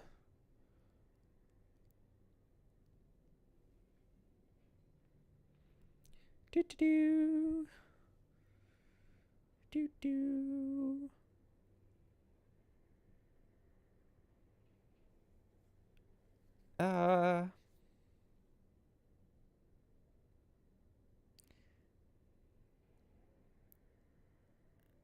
Hello from Germany. There's a couple. I know there's a couple. We have a couple Germans in the chat that I know for sure. I've caught up. I think. I don't know what else I should talk about. Me driving 2,000 miles for not seeing that cold core set. I had such. I think I set the bar too high for that cold core setup over Illinois on Wednesday. And the thing is that cold core tornado setups are like the best. Like, they're usually like weaker tornadoes, but they're like really photogenic, low precipitation supercells. But I think like the kinematics that day were just like super, like a little too strong. Moisture was like and the photographs ultimately like they weren't as curved, so things kind of grungy too quickly. Oh well, sometimes you just gotta live and you learn. And it did feel good to get out under a storm again, though. I did a small chase in Pennsylvania a couple weeks ago, and it was a very mid chase. The ending sunset was actually really nice, but it was nice to be next to some actual proper supercells again and be basking in the glory of a good storm. So, was it worth a 2,000-mile trek though? Probably not.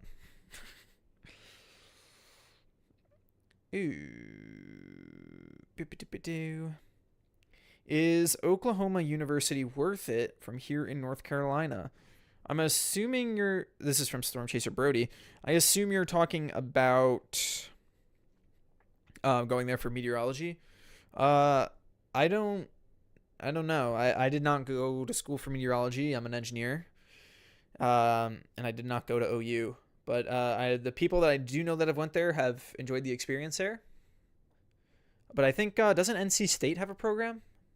Meteorology program? Pretty sure NC State does. So if you want, in-state tuition costs. And I think that's the biggest thing right now is I think, I went to Quinnipiac University, which was a private institution. And I did get a decent scholarship for there, so it actually wasn't insane how much I had to pay, but I still had to take out a decent amount in student loans to get through it, and student loans stink, and I don't enjoy, I'm still paying it off right now. For the first couple of years in my young career after graduating college, I was very aggressive on paying off loans. And living from home for a few years just to really focus on paying down some of my loans, which I'm glad I did. But if you can avoid student loan debt, I would highly recommend it. Debt is just scary to me. I hate the idea of debt, and it's something that lives rent free in the back of my mind, which is crazy because I decided to do this full time.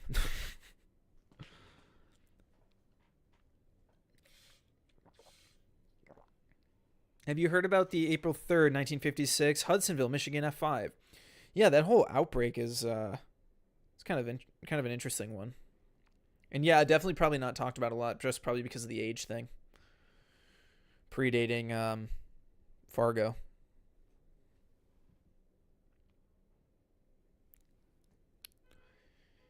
Do you think El Reno Piedmont has the best damage indicator for an EF5 of all time? Well, the thing is that it's I guess if we really want to be technical about it, the Cactus oil drilling rig is a non-traditional DI. So technically it doesn't even have an actual damage indicator category in the enhanced Fujita scale. So the whole Piedmont's such a that's a I don't believe that it doesn't deserve an EF5 rating, but the fact that it earned an EF5 rating makes me understand why people get up in arms when an EF4 doesn't earn an EF5 based off of a number of things. Because if you make the exception for one, you open the floodgates for others to call, be like, well, why can't this be that? You know? Yeah, whatever.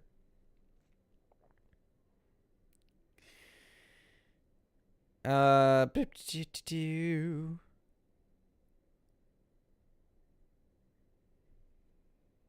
Catching up on reading. Oh my gosh, it's almost been an hour. It's been an hour and a half already. No way.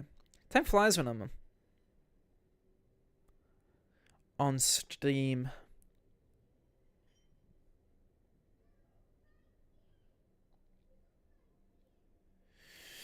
Do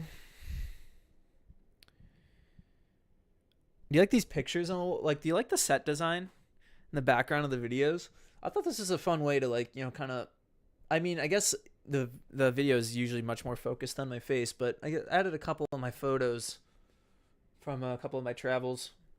This lightning shot here was from Kansas this year, and this was a complete accident, and that's why I have it framed, because I was literally just shooting handheld of the storm, and I just so happened to literally take a picture the moment this bolt. Granted, this storm was producing an insane amount of lightning, but I literally just worked out perfectly that I captured this bolt by hand, which is like borderline impossible. Like I didn't have a lightning trigger or anything to capture that one, so yeah, that was fun. And we got New Mexico over here, and wait, here. McCook, Nebraska, and McCook, Nebraska. You can't really see these ones. And then Clovis Fest, Nebraska. Fun stuff. Fujita map, my degree. It's a cool little setback here. Oh my gosh.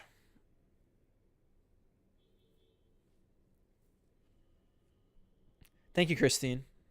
If I have, it's like I keep saying it. I gotta do some international tornadoes.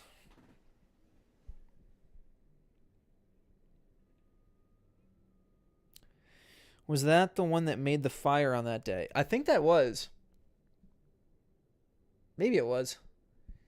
If you've seen Hank's video where with the lightning hitting the fire, this is that same day. This is right before the fire though. So maybe it was this bolt that sparked the fire. You never know. Because I missed the shot of the bolt hitting the fire. I know that. I'm not the best lightning photographer, so that's why I'm pretty proud of this one.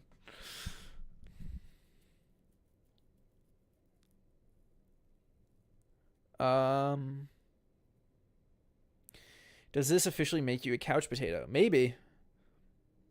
I ran earlier though, so I got a good 3-mile run in earlier, so that was good.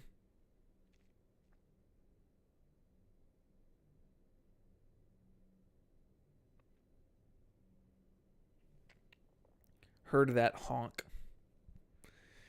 Yeah. Are those all disc plates? These aren't disc plates. These are mixed tiles. They have little frames around them. But they're I think they're the similar idea to the disc plates where they're magnetic. So you just like stick them. Now that's going to be out of alignment. That's going to be a problem.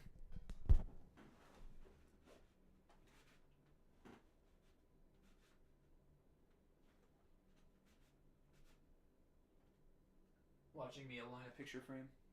Yeah, it looks good. Honk.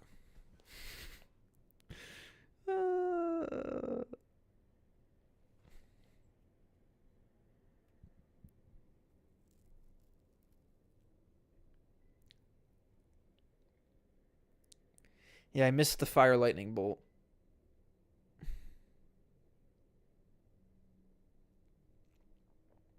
Yeah, the Bangladesh tornadoes. Those are just those are so tragic. Hey Zach, how's it going? Couch man. What's up? And Johnson on the other line. Oh, Johnson's in the chat too. Love to see it. A couple of good lads in the chat. Love to see it.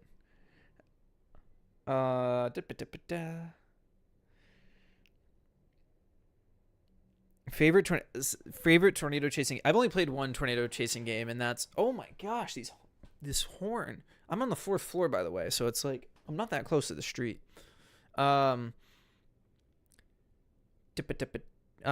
chasing games. I've only played Outbreak.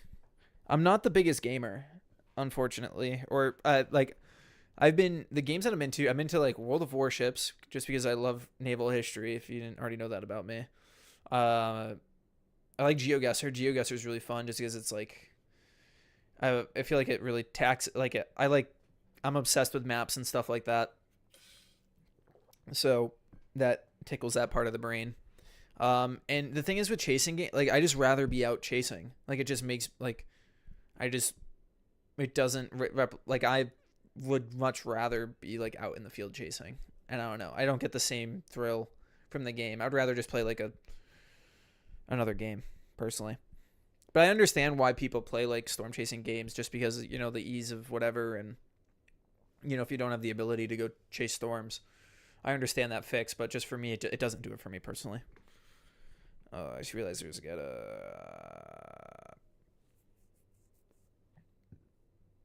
excuse me. I didn't mean to burp into the mic if you heard that. Lord Howard the Pig. I don't think they upgraded Bakersfield, maybe, but what do you think of low EF3 rating?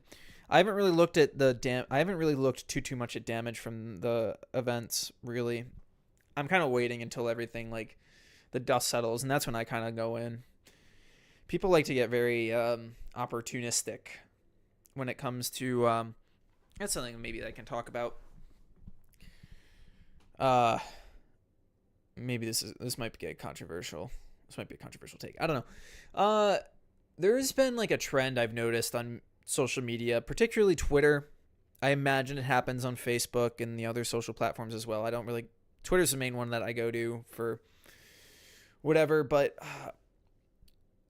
so much of storm chasing nowadays, I feel like, is just all about engagement bait. And I understand that engagement is used to it how do I want to phrase this? Like, you can use engagement in order to promote yourself as well as earn monetary value from your posts. Sure, whatever. But it sometimes feels like that there is a lot of chasing that's happening in order to get the thrill of not from the storm itself, but rather the social media engagement or the monetary incentives that come with it. And I'll sometimes see people that seem to be doing it purely for the social media rewards or the recognition. Like, there'll be people that, like, this is tough. There'll be sometimes people that like they need to get the best shot or the best footage or whatever, which I understand. I understand the competitive nature of it, but I feel like at the same time too, the love of storm chasing should be rooted in the love of experiencing the storm, and what you capture from it is like a bonus. Like, you should be there more for the experience of witnessing incredible acts of Mother Nature rather than, fiending for the likes and stuff like that. And maybe this applies to a bunch of different fields, which is probably the case, but I don't know. I'm not sure if I'm articulating this the way that I fully mean, but it sometimes seems to me like storm chasing has become too social media centric, and people are doing it more for the reward of recognition on social media rather than the love of enjoying nature. And maybe that's where I'll leave it for now, but you can discuss that however you want. I'm gonna catch up on this again. Ethan, opinion on the Netherlands. I would love to visit some point. I have yet to go, but someday I will. Cheers, burp clipped. Twist WX. Hi, I'm a big fan. Hello, Twist WX. glad you're a fan. E-begging. Yeah. I guess that's a term. Yeah, for sure.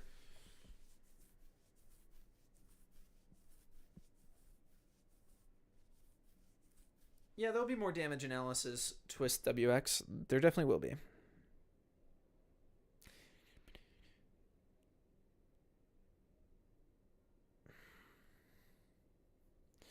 Yeah, I mean the platform itself. Ethan, agree, Ethan. That's a fun. That's funny. Great name, by the way. What was I saying? Oh, let me make sure my camera's not about to die. No, we're good. Uh, yeah, Twitter's got its own. I'm forever gonna call Twitter. Uh, yeah, the it's got its own issues for sure. But it's hard to move to another platform just because it's like, I mean, yeah, I have a Blue Sky too, but most people still use Twitter. So it's it's just the best way to stay involved, and it's still the best for, like, tweet. It's the best platform because it's the only one that's truly time based. It's just the best platform for communicating with around weather, I think. Chasing DVDs, yeah. The thing is like, uh my big thing, I guess, is that there's a lot of chasers that are really good at what they do, really good at getting really good shots.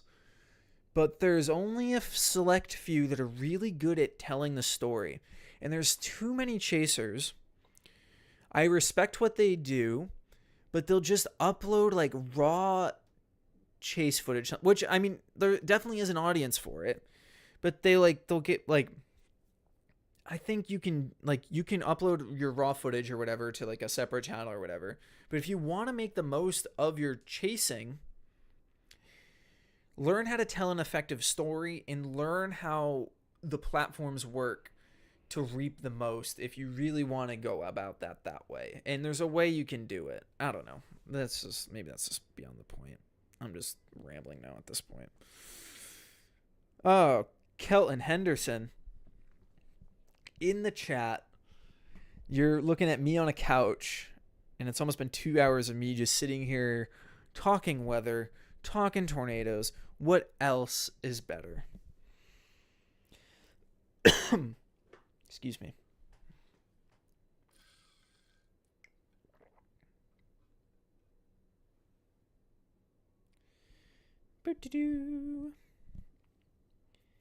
Yeah, Lord Nikon. Pecos Hank is truly a master storyteller and good photo/videographer. Yeah, Hank is he's definitely like one of the best at it. But if I were to recommend a couple that are, guys that are really good at what they do, and in terms of chasing and telling a story, you have guys like Max Olson, Aaron Rigsby, Kellen Henderson, Chris Risky.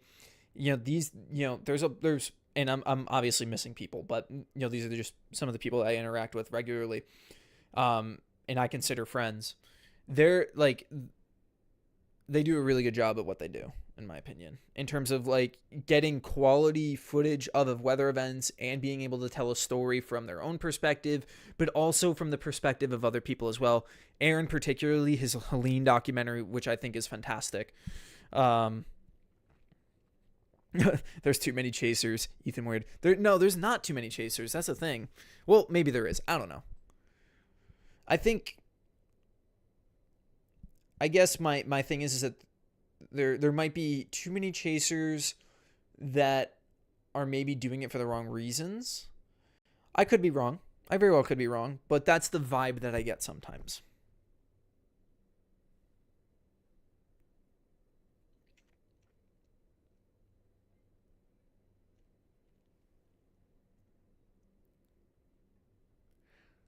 Yeah, I'm getting canceled on Twitter right now. Love it.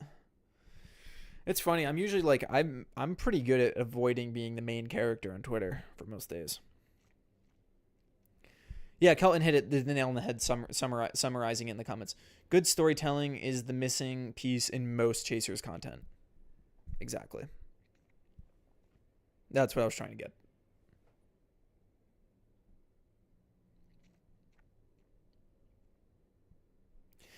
I'm a professional photographer, and there are so few storm chasers that who understand how to properly expose a supercell. Tiny amount of research to make their footage so much better. Yeah, are you talking about like when they like when the the whole backwash is blown out? Like my big thing is like I try to just, I mean, when in doubt, underexpose. That's kind of my mentality. But anywho, I could be wrong there.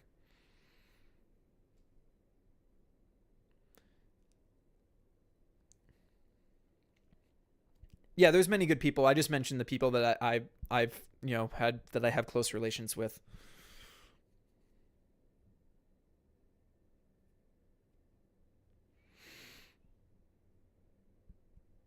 Yeah, never needed a Discord to know. Yeah, the June 1st Discord's in the description.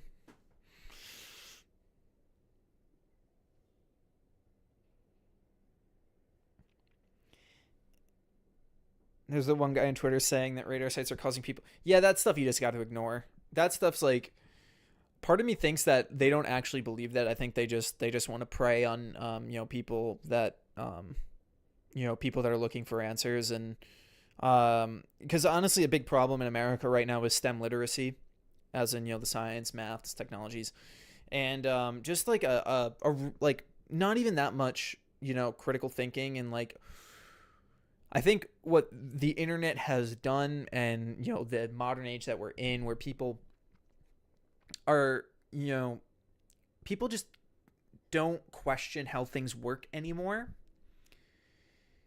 and they kind of just take things for granted. Like the idea, it's like the what's that quote recently or whatever? It's like who needs farms? We have grocery stores or whatever. Like the idea that like nobody questions how like the logistics of things or how things happen. Um and like just basic scientific literacy and like understanding the concept of physics, like the idea of like what let's talk about like the idea that weather modification is a thing. Okay, sure, cloud seeding, very much a thing, but the fact that it is not a thing, like you can't do it at the scale that is required to make a hurricane, for example. The amount of energy that a hurricane has is so beyond what is physically capable in our energy production ways. So just like that kind of thing, like being able to conceptualize that immediately shoots down so many conspiracy theories, like that type of thing. Like it's not that hard. Anyway, I don't want to go down that too far of a tangent. Save my voice.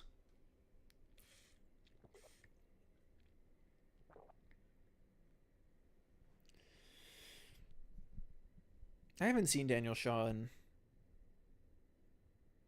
There was a good moment that we had in 2021 where there was like it was a northeastern Colorado chase into the Nebraska Panhandle, and it was pretty much a bust chase, and all the storm chasers went to this Applebee's in Sidney, Nebraska, and we were all in there. We pretty much took up almost the entire restaurant, and we saw Daniel pull up, and then Aaron Rigsby was like, "Hey, everyone, like stop up! Like when Daniel comes in, everybody yell, 'Is that the Daniel Shaw?'" And of course, there's still like a few locals like in this Applebee's, and then Daniel Shaw walks in, and then everyone just goes, "Is that the Daniel Shaw?" And he was just like, it was just, of course, everyone that's not a storm chaser was so confused. It was just it was a funny moment. Uh,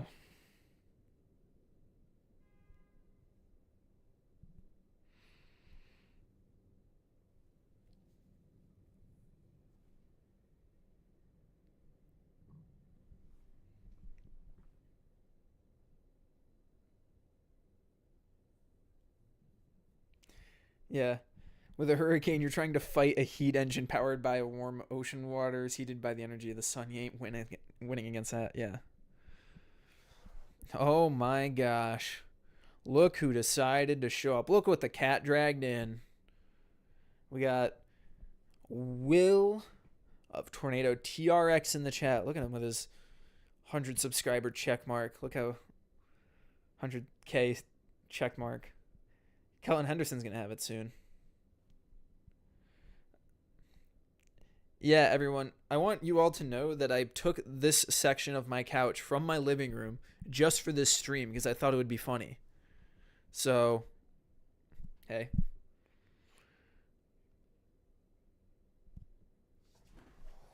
Uh, as I readjust, and my pants are very uncomfortably tight. Um,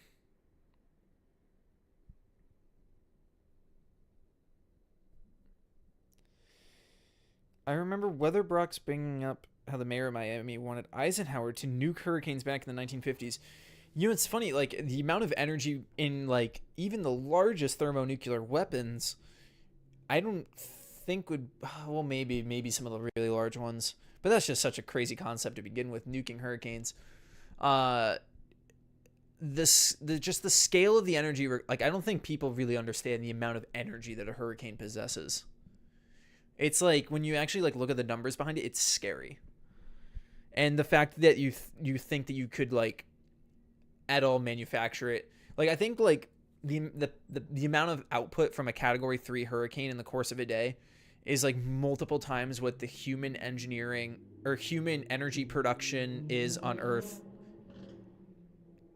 like in a day or something. I don't know. As you hear cars outside. In bed stream 1. I'm going to be like John Lennon. Oh, give peace a chance. What if I busted out the guitar right now and just started like singing? All we are saying is give peace a chance. this stream might dissolve into absolute chaos if I start singing.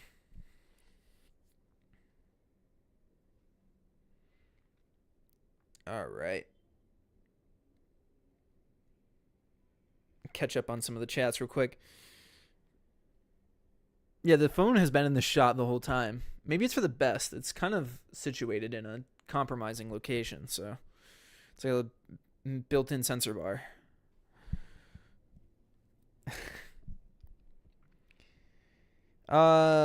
Ethan, what is the most complicated calculation that you've done for a video on damage analysis? That is a great question. And I think it is one... Oh, the camera did a shutter thing. We still have battery. Good. It's one that I think that I'd honestly redact now because I don't love the way I went about it now, and I don't think it's 100% correct. Just based on like new additional information that I kind of gathered, thanks to a couple of people. But the Rochelle paver, like the sidewalk cement paver, just like I was like estimating drag based off of like surface friction, and like the way it doesn't make the boundary layer, and like how ultimate, like after a little bit more exploring and with the help of a couple people, I made some incorrect assumptions on that, but it was still like the way I went about that, it was the most complicated analysis I think I've done.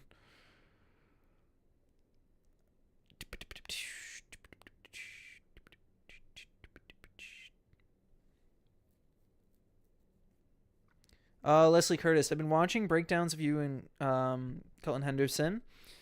I have concerns about a storm shelter now. Can I contact you about that? Yeah, send me an email. June1stweather@gmail. And whatever concerns you have, I'll be happy to either... I probably can point you in a good direction at the least. It was funny, earlier in the stream I was talking about, potential future directions of what June 1st may look like in coming years, just because I would love to get back more into the engineering side of things. And I thought about like maybe June 1st down the line ends up doing some sort of building our own affordable storm shelters or something along the lines of that, or like figuring out a way to really build the best type of shelter possible. So that's just a potential avenue of what June 1st could be like down the road, because that's what June 1st was before, before we primarily worked on YouTube content. It was primarily an engineering based thing where I was doing a lot of like weather research through engineering methods. So I don't think it is completely out of the realm of possibilities that we do that in the future.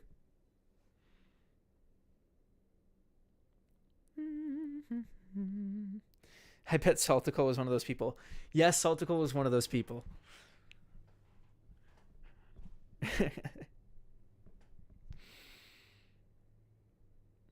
What was the easiest calculation you made in a damage analysis video? Oh, I don't know. Probably I don't know, probably something Bernoulli's principle. Bernoulli's principle is pretty simple and pretty straightforward. Like uplift force on a roof or something. You just take the area of the building, figure out the pressure needed to exert if you have a known wind speed or a rated wind speed. It's kind of fun.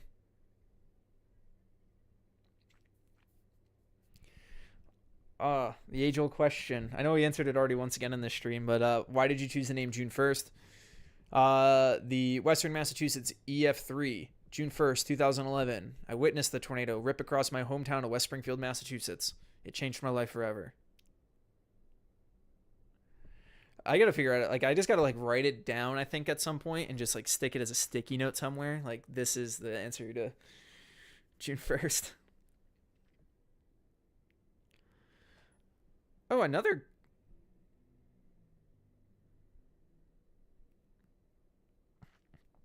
Oh, Tim Martin. You know what's funny? Sulfur is a video that I was actually gonna do it soon, but I have to. There's a couple people I gotta talk to make that video happen. So it's not gonna. It was actually gonna end up being the next video, but I don't think it will be. I'm starting to work on a different project now, just because there's a couple people I gotta talk to for that one that I just haven't had the opportunity to do yet. But beside the point. Yeah, the sulfur tornado was crazy. Pretty wild probe intercept as well. The calculation I'm most proud or confident of, probably one of the ones that had like a lot of known values. I feel like there was a billboard one that I did for more that I was pretty confident in, because I was able to find a lot of information on like the geometry of the billboard and stuff.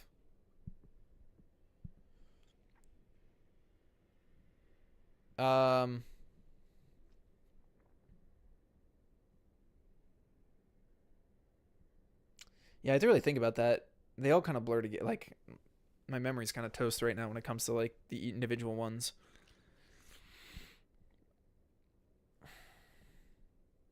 Do, do, do, do, do, do, do. Oh man, we've been going for 2 hours, haven't we now? We'll probably wrap up in like 15 minutes or so. I gotta make myself dinner. I'm home alone this weekend, so this is why I'm streaming. Well, actually, I'll probably head over to my buddy's place and watch March Madness in a little bit, but in the meantime, I'll have to make dinner in a minute. Well, this is fun, guys. Has this been a good stream for those that have been around? It seems like we've held pretty consistent viewership, between like 90 and 100 people. So, I didn't know if this would, like, the chill vibes of just me sitting on a couch. This was a very Shane Gillis hand gesture. He does that thing with the microphone. I don't know how many Shane Gillis fans there are, but like, he's always like, it's almost like a Trump hand gesture. But like, that's the way he talks. I just thought it'd be fun to like, kind of just sit on the couch and chill out a little bit and talk stuff. And not be like pulling stuff up on the computer. It seemed to work. Everybody seems to have enjoyed it. So I think we'll have to do more of this.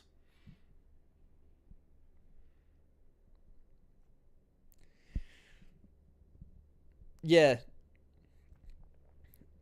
Ethan, yeah. I mean the water tower. I'm glad I eventually went back and looked at the water tower again, because I was able to get a little bit more information out of it. And yeah, I wanted to do like in that video too, just because of how Trisay was. It was the first experiment with trying to make the damage analysis series a little bit more digestible for a wider audience. And it seems like it's translated well thus far, that a lot of people have enjoyed it.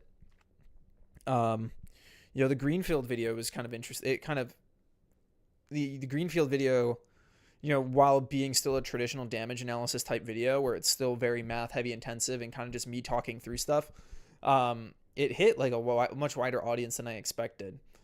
So I kind of wanted to see if I could, maybe do it slightly more documentary style and still have that damage analysis flavor in it. So, anywho, glad it translated well.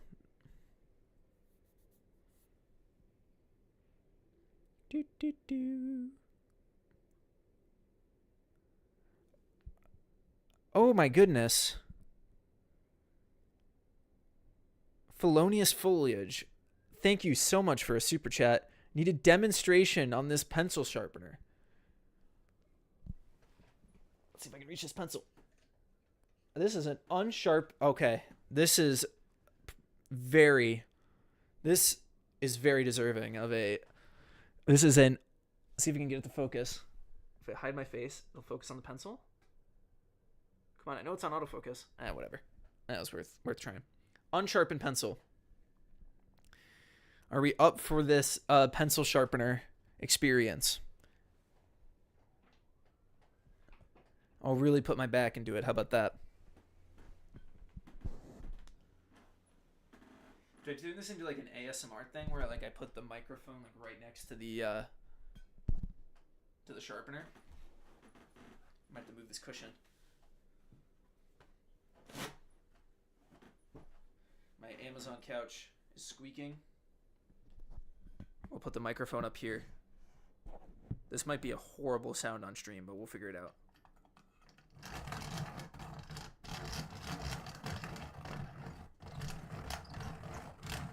I forgot how much it shakes this desk.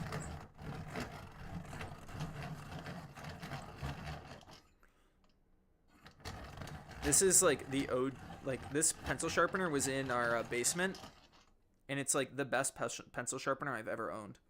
Like it just works flawlessly. And as we inspect,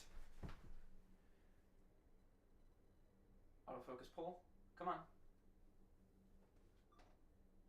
There you go. The exposure's too bright, I know, but now that is a perfectly sharpened pencil. I know you can't really hear me that well, but hopefully you get the gist.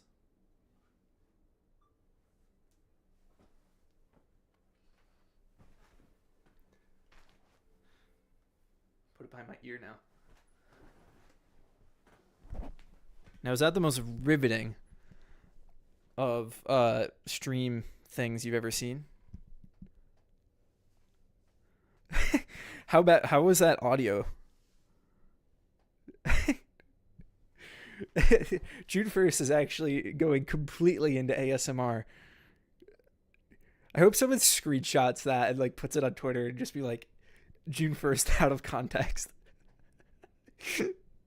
That's so funny. Connor knows exactly what pencil sharp. Oh, Felonious Foliage. You're too freaking kind. Satisfactory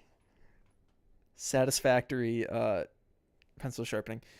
But the thing is, it's like it might not be like the sharpest point on a pencil, but it's like it's just this pencil sharpener.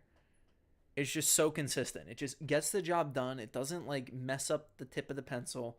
It's just like the most even, because sometimes like it'll you'll have like too much lead on one side and the other side's like almost wood, and you start writing and then there's like wood dragging on the paper. Worst feeling in the world, let's be all honest, right?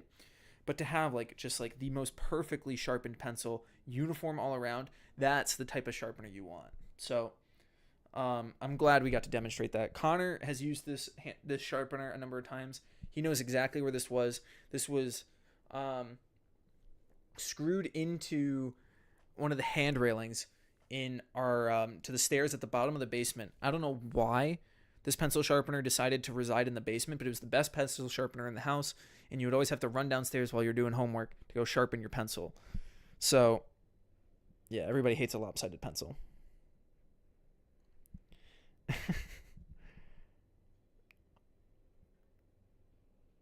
I also use mechanic. You know what's funny? I actually have this is I'm gonna have to go grab it because it's on my desk right now. this mechanical pencil right here, you can see it's got like rust on it. It's a little corroded. This mechanical pencil I have had since my senior year of high school. This has been my primary pencil since 2016. So the fact that I've had it this long is a miracle. And now it never leaves the house because I'm like too scared to lose it. And this thing like got me through college. I did like all of my tests with this pencil. I'm very meticulous about not losing things. I hate losing things more than anything. So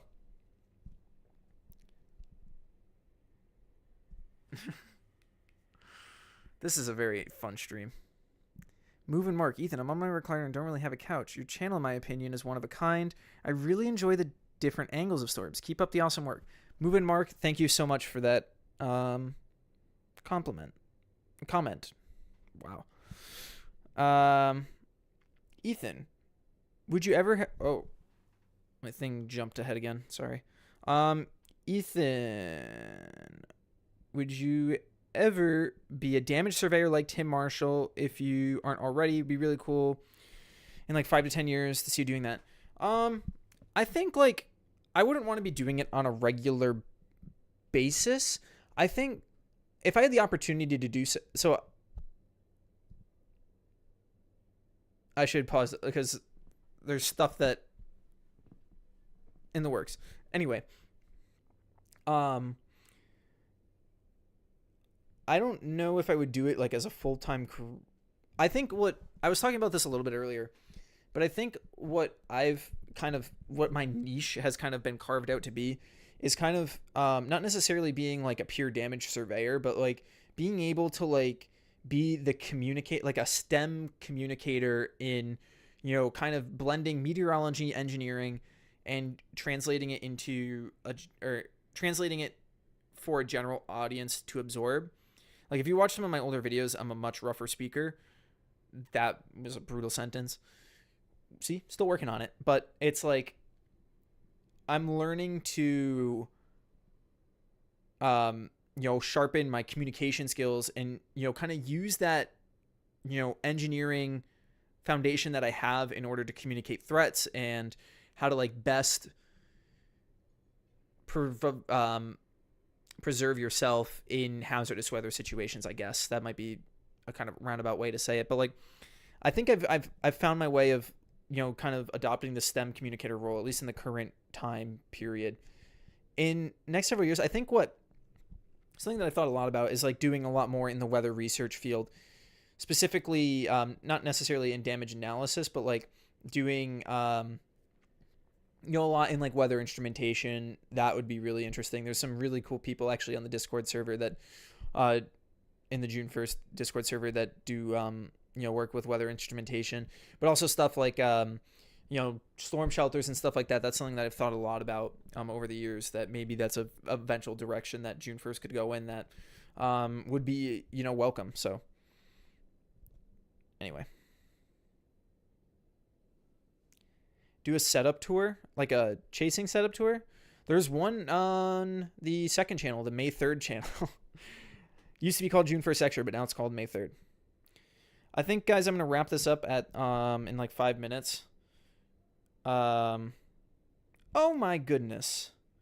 Carly just joined the chat. Maybe I'll have to stay around for a little longer then. Hopefully my voice doesn't completely die. Thank you, Connor, for plugging the Discord down below. But Carly, good to see you. I have to watch your podcast with the Siren Project folks. I've yet to do that. I think I might save that for one of my drives in the coming future. But good to see you in the chat.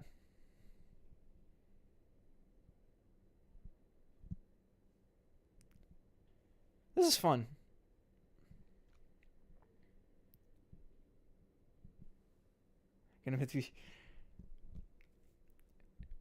Carly, if you rewind to about 5 to 10 minutes ago, I just sharpened a pencil, hence the pencil behind my ear.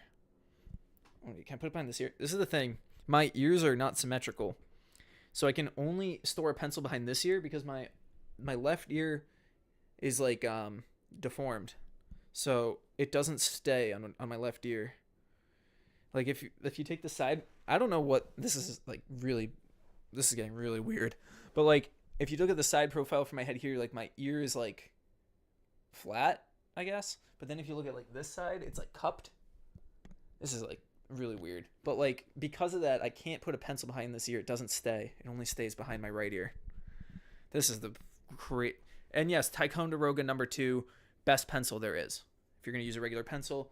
But as we already established, I also use mechanical pencils.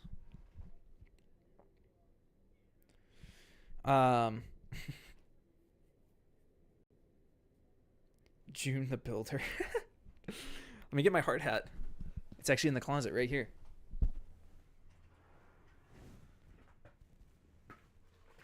This is my Quinnipiac Engineering hard hat.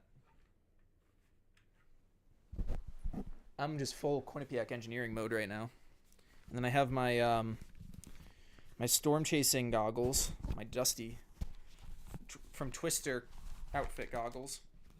When I dressed up as Dusty from Twister for Halloween a couple years ago. Hold up. We're just going full costume mode right now. This is fun.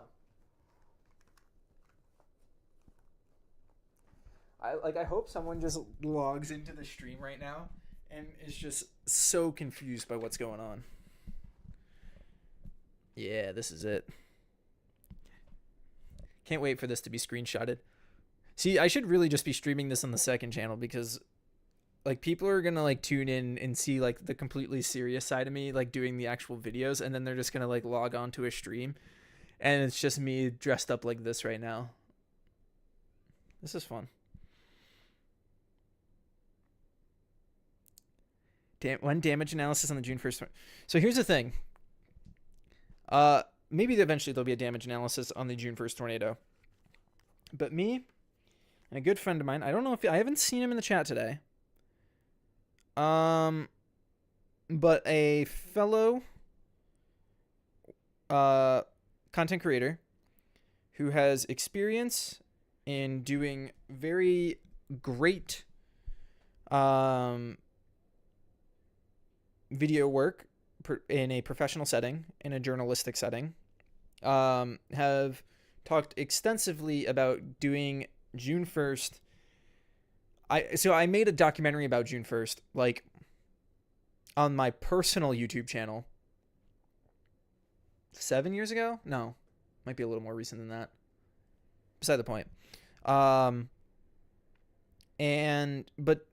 I want to give that storm the proper credit it deserves just because of how much it means to me. And I think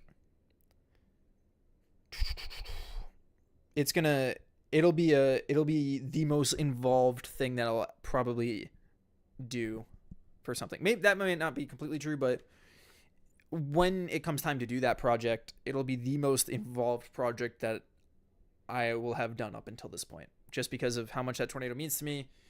And I think it would just be really cool to tell the full story in a very professional setting. I'll leave it at that for now.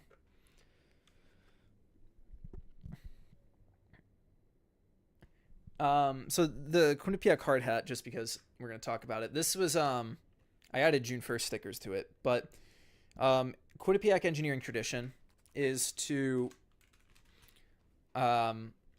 engineers in their sophomore year get a hard hat, and you put like your accolades on the back. You get like stickers for all your accolades. Yes, I have a lot of stickers because I was a bit of a goody two shoes student.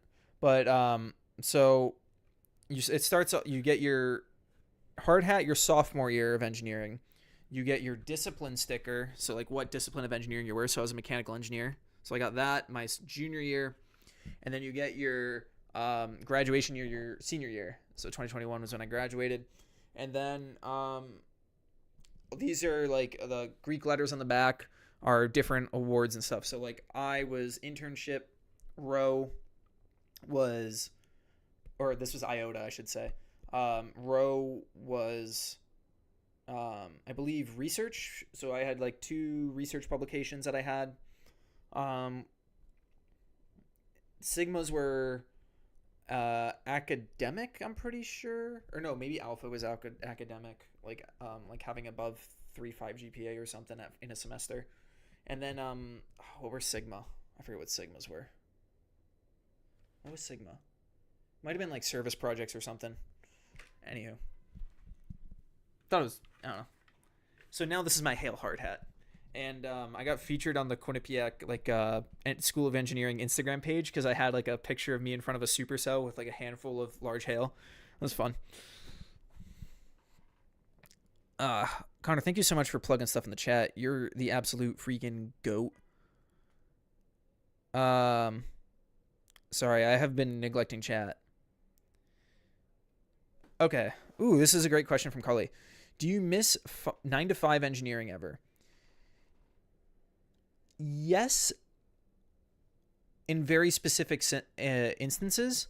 What I miss about doing like the engineering that I did do, firstly, I miss the people.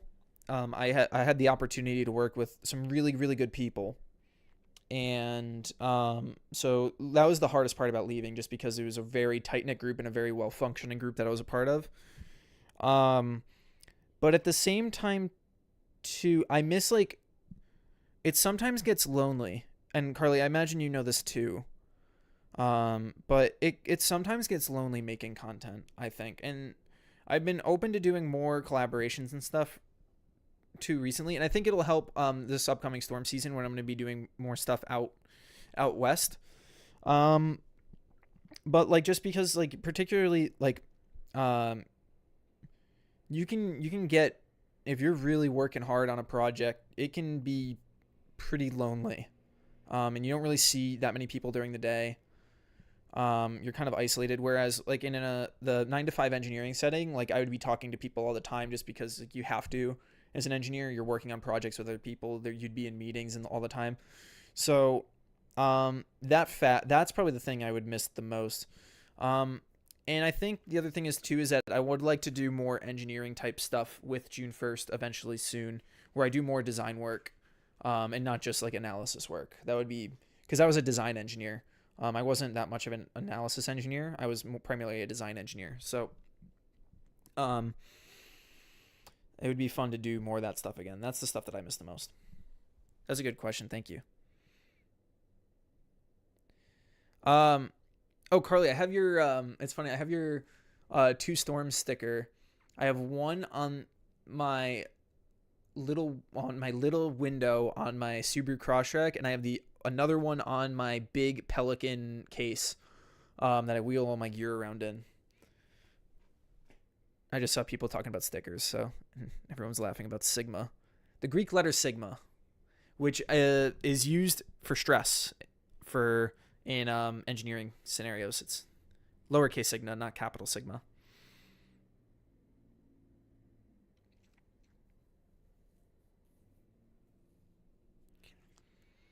Ethan this is Will. Ethan, I'm an aerospace engineer who does some chasing out in Alabama. Oh, so I imagine you're Huntsville region. And you're an inspiration for me. Keep up the great work. Will, that's really nice to hear. Yeah, keep chasing, man. Hope you had hope the high risk the other day wasn't too insane. Um, Ooh, random space enthusiast. What was your most intense tornado chase? Good question. Um, Most intense tornado chase. I haven't seen too many strong tornadoes. That's likely because of the fact that just because I mean I've been this is my 10th season storm chasing now, but the thing is that most of that's been in the Northeast. I've only been able to chase the plains really for the past 5 or 6 years, or 5 years, and I think we had a very interesting encounter. Well, actually, the storm itself wasn't that intense, but the whole situation surrounding it. But the incident this past year with the roof carrier flying off the car. That was the most stressful moment I've ever had while chasing, because just the chaos of being on like we were on the interstate when that happened. We were on I-90 eastbound, uh, just outside of Wall, South Dakota, and the side load pretty much took the roof rail clips out of the channels of the roof rack. So you have like the roof runners that go along like the length of your car, and then you have the rails that go across. The side load of the wind unclinched the rail from the channel, and then once one went, the upward, like just the wind took the whole thing and just ripped the rest of it off. So the carrier went flying with the roof rails attached, and just the whole stress of that situation, because the storm was bearing down on us while this was happening. We were ahead of the storm. So that situation was that was the most intense situation, just because it was a very stressful moment. I sprinted down the edge of the highway as I was getting pelted with hail. Kirk in the chat, I see. GeoGuessr when? We'll do another GeoGuessr stream soon. I just wanted a chill couch vibe sesh. We'll have to rip the. Oh, that's the thing. Now I've since I did a GeoGuessr stream a little maybe 2 months ago, and it was fun.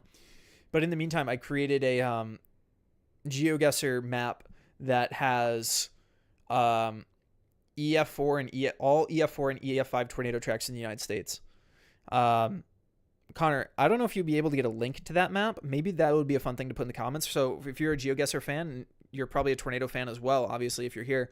So that map you can play. I created it, and it's like I created all the polygons around all the tornado damage paths of EF5s and EF4s in the EF scale area. So you can play that map.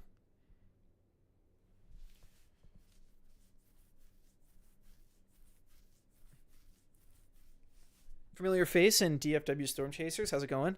Do you think launching model rockets into storms is plausible? I may not have a brain, but I have an idea. So, the Reed's done the whole rocket probe thing, which, depending who you ask, certainly, for some people it's controversial. I understand the premise of what's going on there.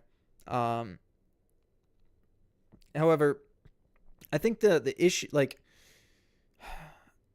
you might run into some issues with, like, the thing that I've thought about it is like almost like FAA type stuff, because I know I ran into some things with the FAA with some of the projects that I used to do with some of the early June 1st projects. We had to get like clearances and stuff like that. It was a whole kit and caboodle. But like, depending on what range you're at, the size motors that would be required to do that, you would need like certain rocket certifications. And with those rocket certifications, there's like really strict safety standards and like really regimented processes that I think would like make it impossible to like launch correctly in a tornado, especially with some of those massive rocket motors. So I'm sure if there's a will, there's a way, but like regulatorily speaking, it might be difficult, because at some point you're basically building missiles, and the government is not too happy when you build missiles.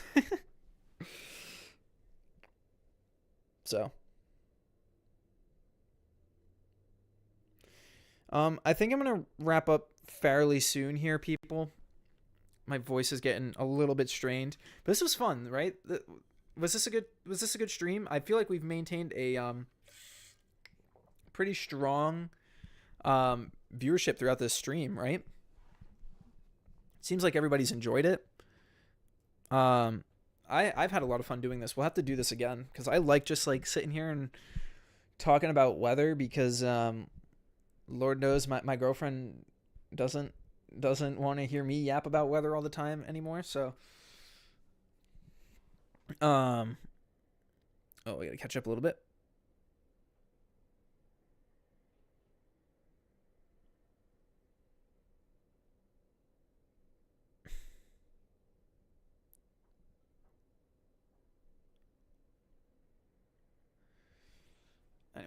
And Felonious Foliage, big fan of the sharpening skills. And we got to do it on a fresh Ticonderoga #2. Bathtub stream bathtub stream next. That would be crazy. No, we were talking about doing a bed stream earlier. And I was like joking that I'd be like John Lennon or something, like advocating for peace.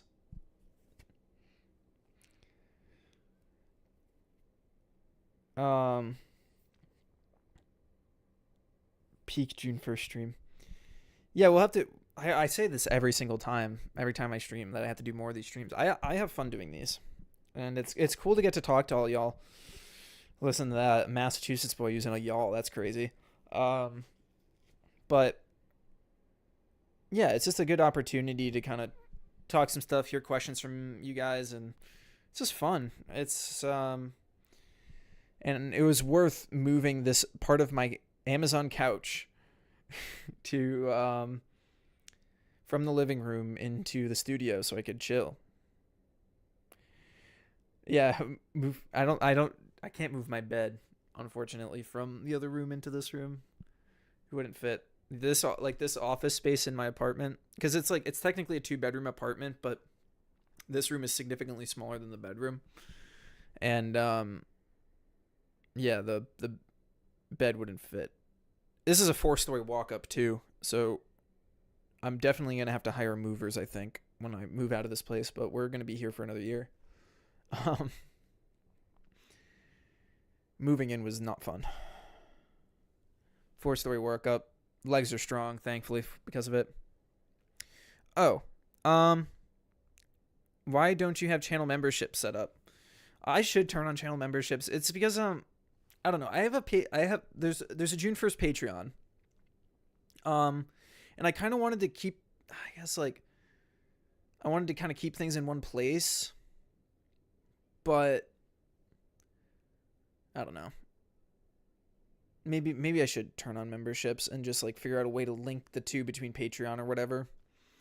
I'm trying to figure out this is hard. I want to do more like Patreon / bonus content type stuff, but I just I don't know what people want. So maybe that's what I gotta do. Like, guys, drop it in the chat below. Like, if you were to join, I'm not asking anyone to join like a membership thing. Only if you have the means to, and you want to willingly support. Like, what kind of things are most desired? That's the type of thing that I need to figure out. Because I have the Patreon set up and I can turn on channel memberships. But like, what types of things would be like most desired out of I gotta change the battery. Camera died. This is a brutal face to be frozen on that you're about to see in a second. That's so embarrassing.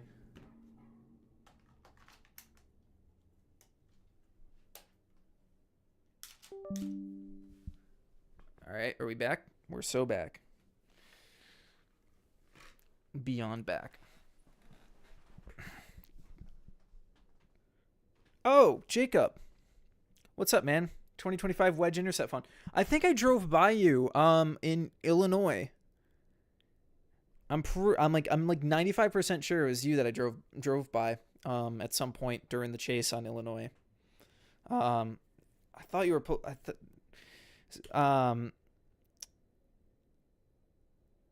yeah.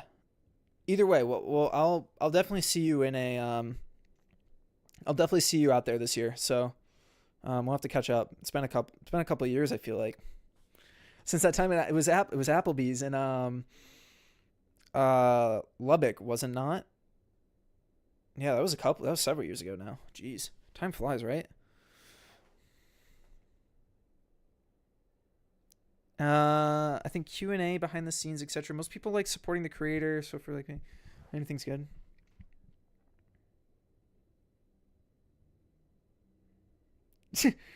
But oh yeah, Connor, do the Joey B. I woke up in a new Bugatti. We've had ideas of doing like a fun soundboard for some future June 1st streams. Is this too seductive of a pose? I feel like this is a little. I'm getting a little too comfortable on the couch over here.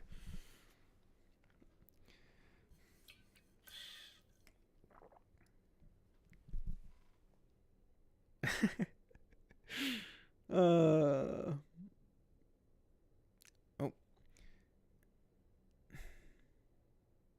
Membership couch stream.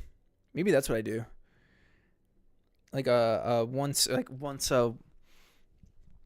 every 2 weeks, just do like a couch stream for a couple hours. I can't. The problem, this is gonna be crazy. Like I'm gonna be doing this where it's like I'm gonna have to move the couch every single time from the living room, and Addie's gonna look at me and she's gonna be like, "What are you doing?" Because she's not here this weekend, so it's gonna be hilarious. Like the first time that she sees this. But when will I storm chase again? Um, looks like March 30th could be interesting. I don't know if I want to drive another 2,000 miles round trip, but yeah. So I'm gonna look back at this chat once I get off here, and I have a couple ideas for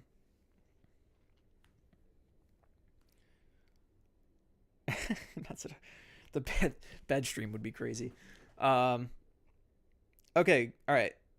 Good to know that was you, Jacob. I was like 90% sure, but it was on the interstate, so it was tough to flag you down.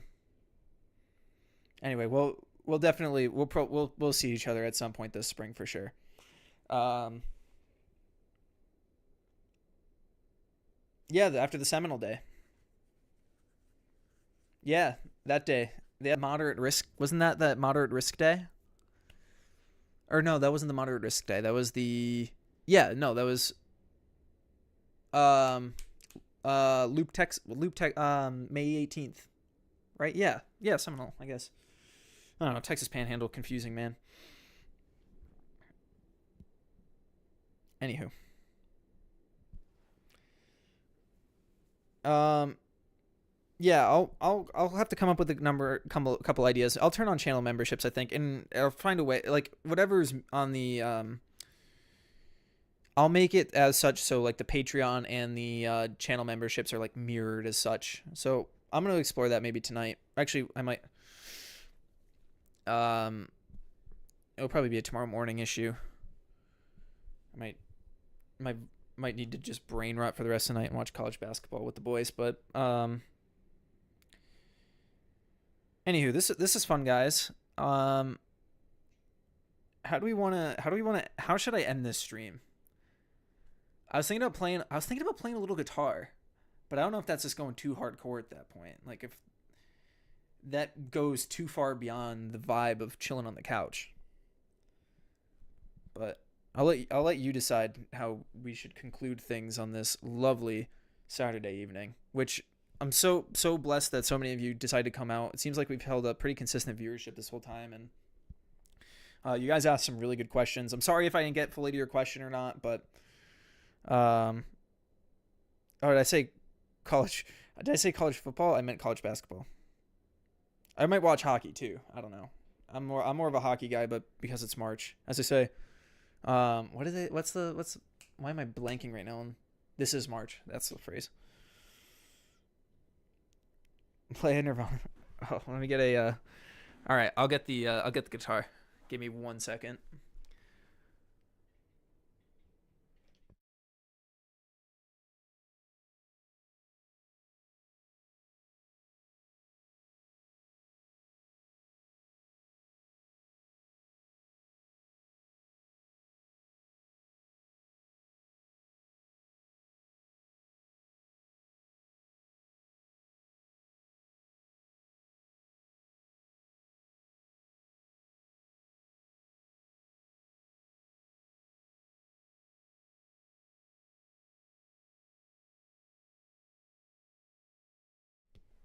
All right, we're back.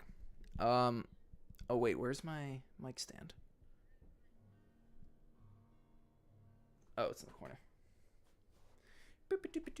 Step over the phone. Step over the phone. Grab the mic stand.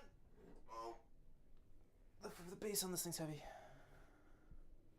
How do I want to do this? Sorry, logistics, folks. Bill O'Reilly, we're doing it live. That's not what he said, but that was the censored version. Okay. Oh, wait, I took the clippy thing off.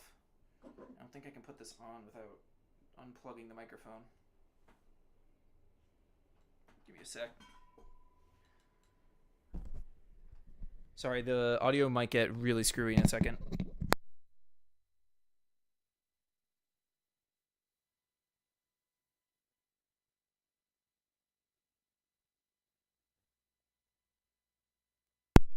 Hopefully that didn't burst your eardrums or anything. I can't believe we're doing a guitar sesh right now.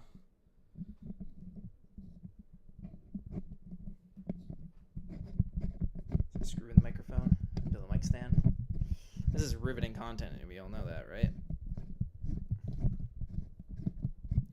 Did I put on the hard hat guitar? Like, the screenshots that are going to come out of this stream are going to be bonkers. All right. Where am I putting this? Will this balance? Will this balance on my chair? Maybe.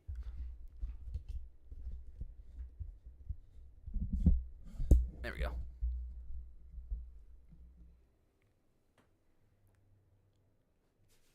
Seems like...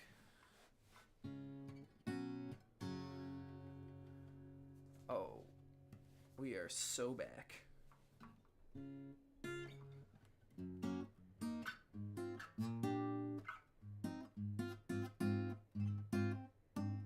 How's that? Gotta take the watch off.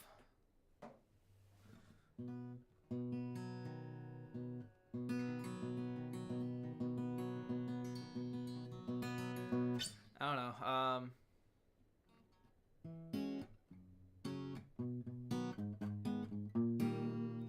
I could play a song. I don't know if I've ever sang before for this channel, and I don't know if today's the day that I sing for the channel.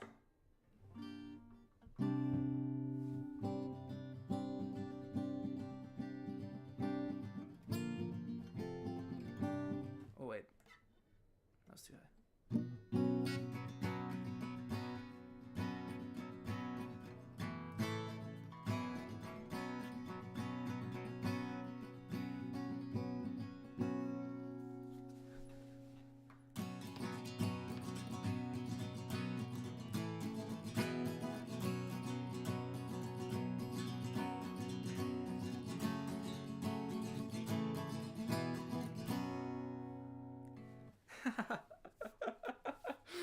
Oh gosh. All right. Oh gosh, do I play this? This is gonna be interesting.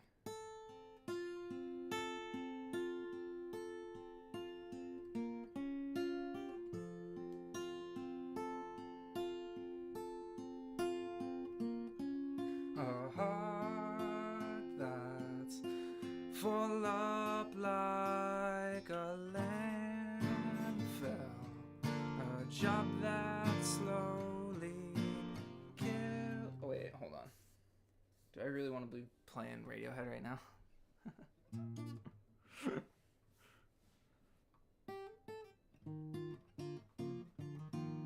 feel like that kills the vibes. Is that too sad of a song?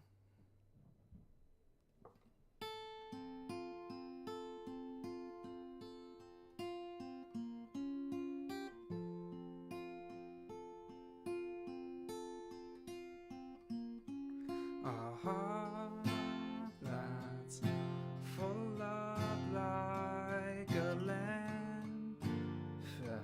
A job that slowly kills you.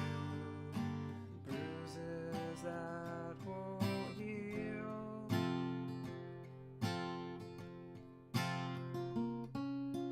You look so tired, unhappy. Bring down the government.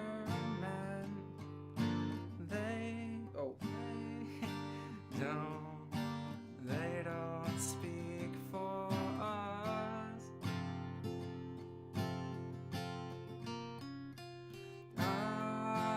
take this quiet life, a handshake of carbon monoxide, no alarms and no surprises, no alarms and no surprises, no alarms and no surprises. Silent.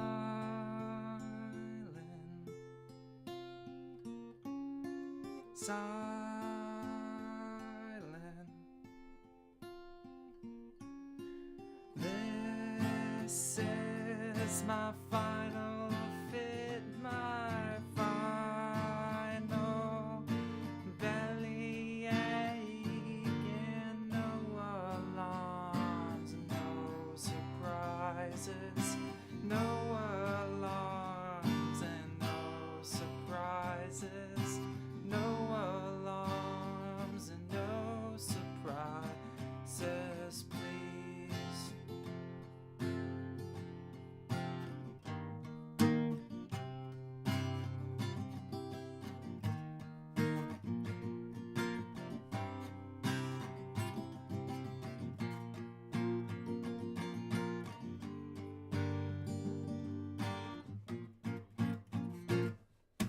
Such a pretty house and such a pretty garden, and no alarms and no surprises, no alarms and no surprises, no alarms and no surprises, please.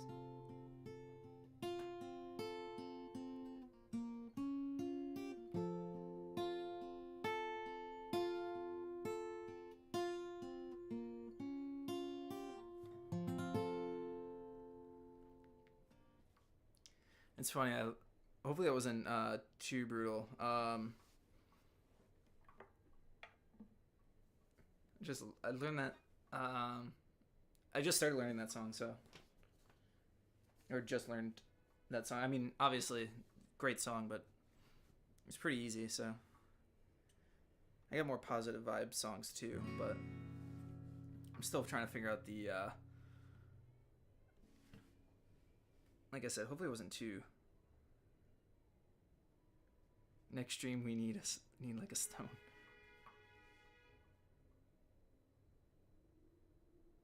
Oh, I'm sorry, but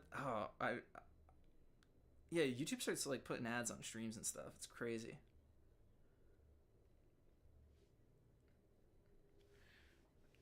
Dang, June 1st concert sesh, that'd be crazy. Oh, thank you, James, for the super chat.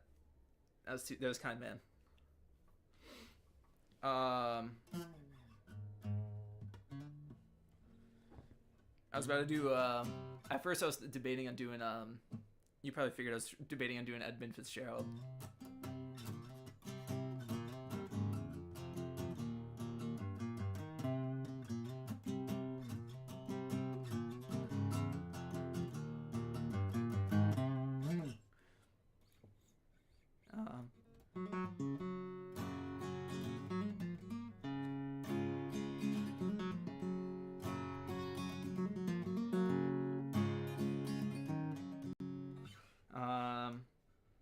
We'll do oh, WX Recorder Unplugged. Oh wait, do I know I'm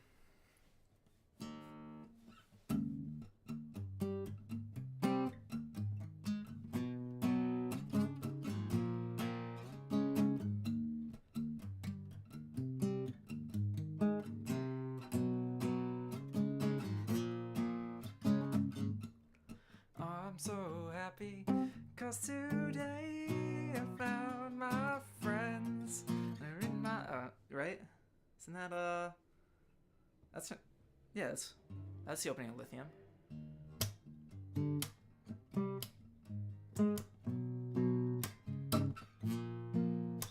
Wait.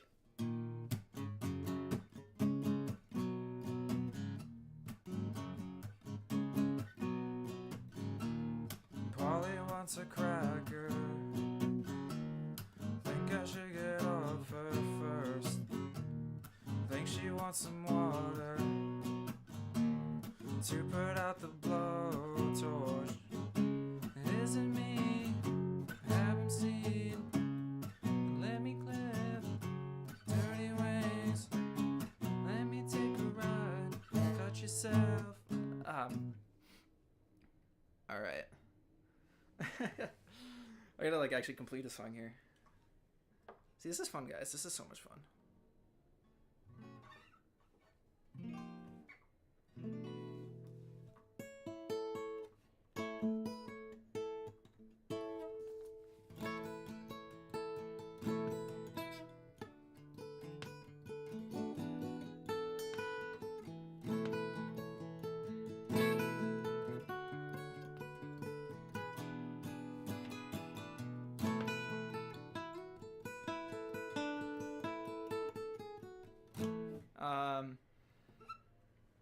Any Twister fans out there?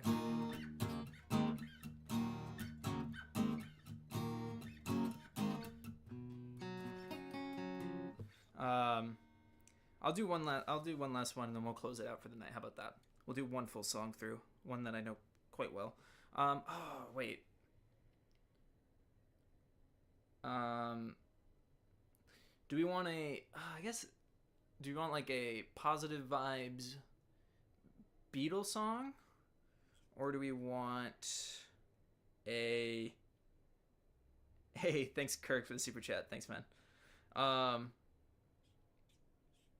Do we do a kind of a? Actually, how about this? Why we'll do this.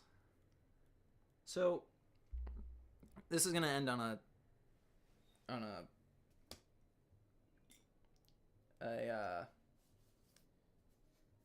an unfortunate note. How about this? All right. So how do I want to talk about this? So there was a member of the chasing community this week that lost their life. Passed away, however you want to put it. And I didn't know them that well personally. They had reached out to me a couple of times via DM and asking stuff about their YouTube channel and stuff like that, and seemed like a good kid. And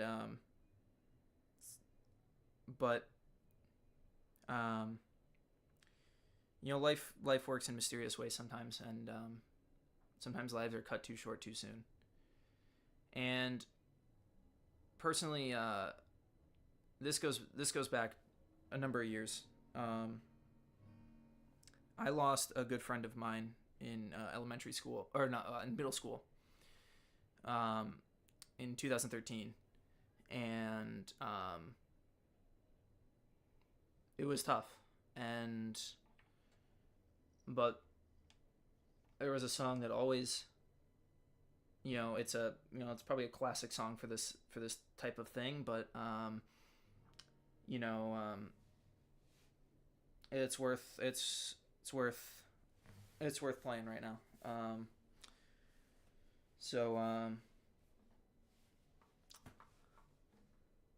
Let's run. Started correctly.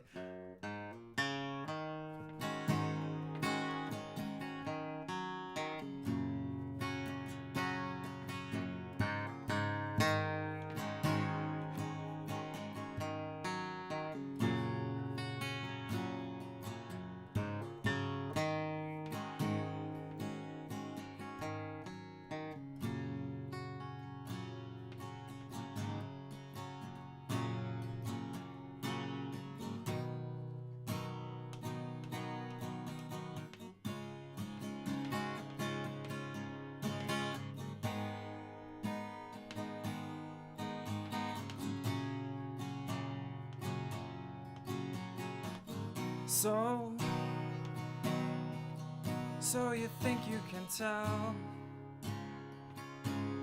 heaven from hell, blue skies from pain, Can you tell a green field from a cozy rail? A smile from a veil. Do you think you can tell? Did they get you to train your heroes for ghosts? Hot ashes for trees, hot air for a cool breeze, cold comfort for change. Did you exchange a walk-on part in the war, or the lead role in a cage?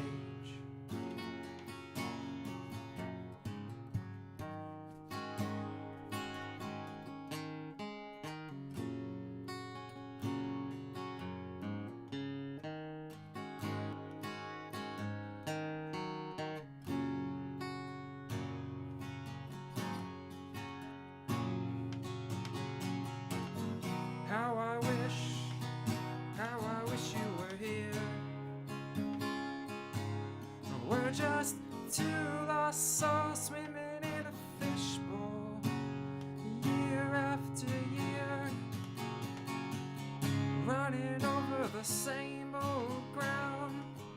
How we found the same old fears. I wish you were here.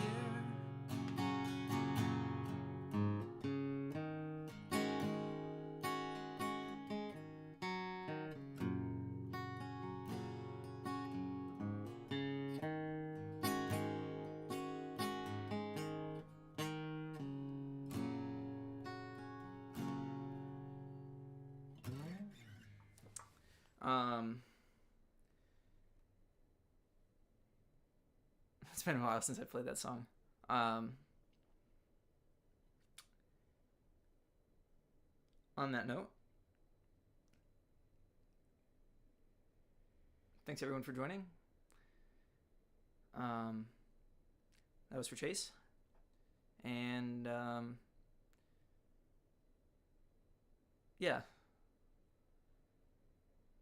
Positive vibes all around. Spread positivity instead of hate. You know, let's do positive vibes, folks.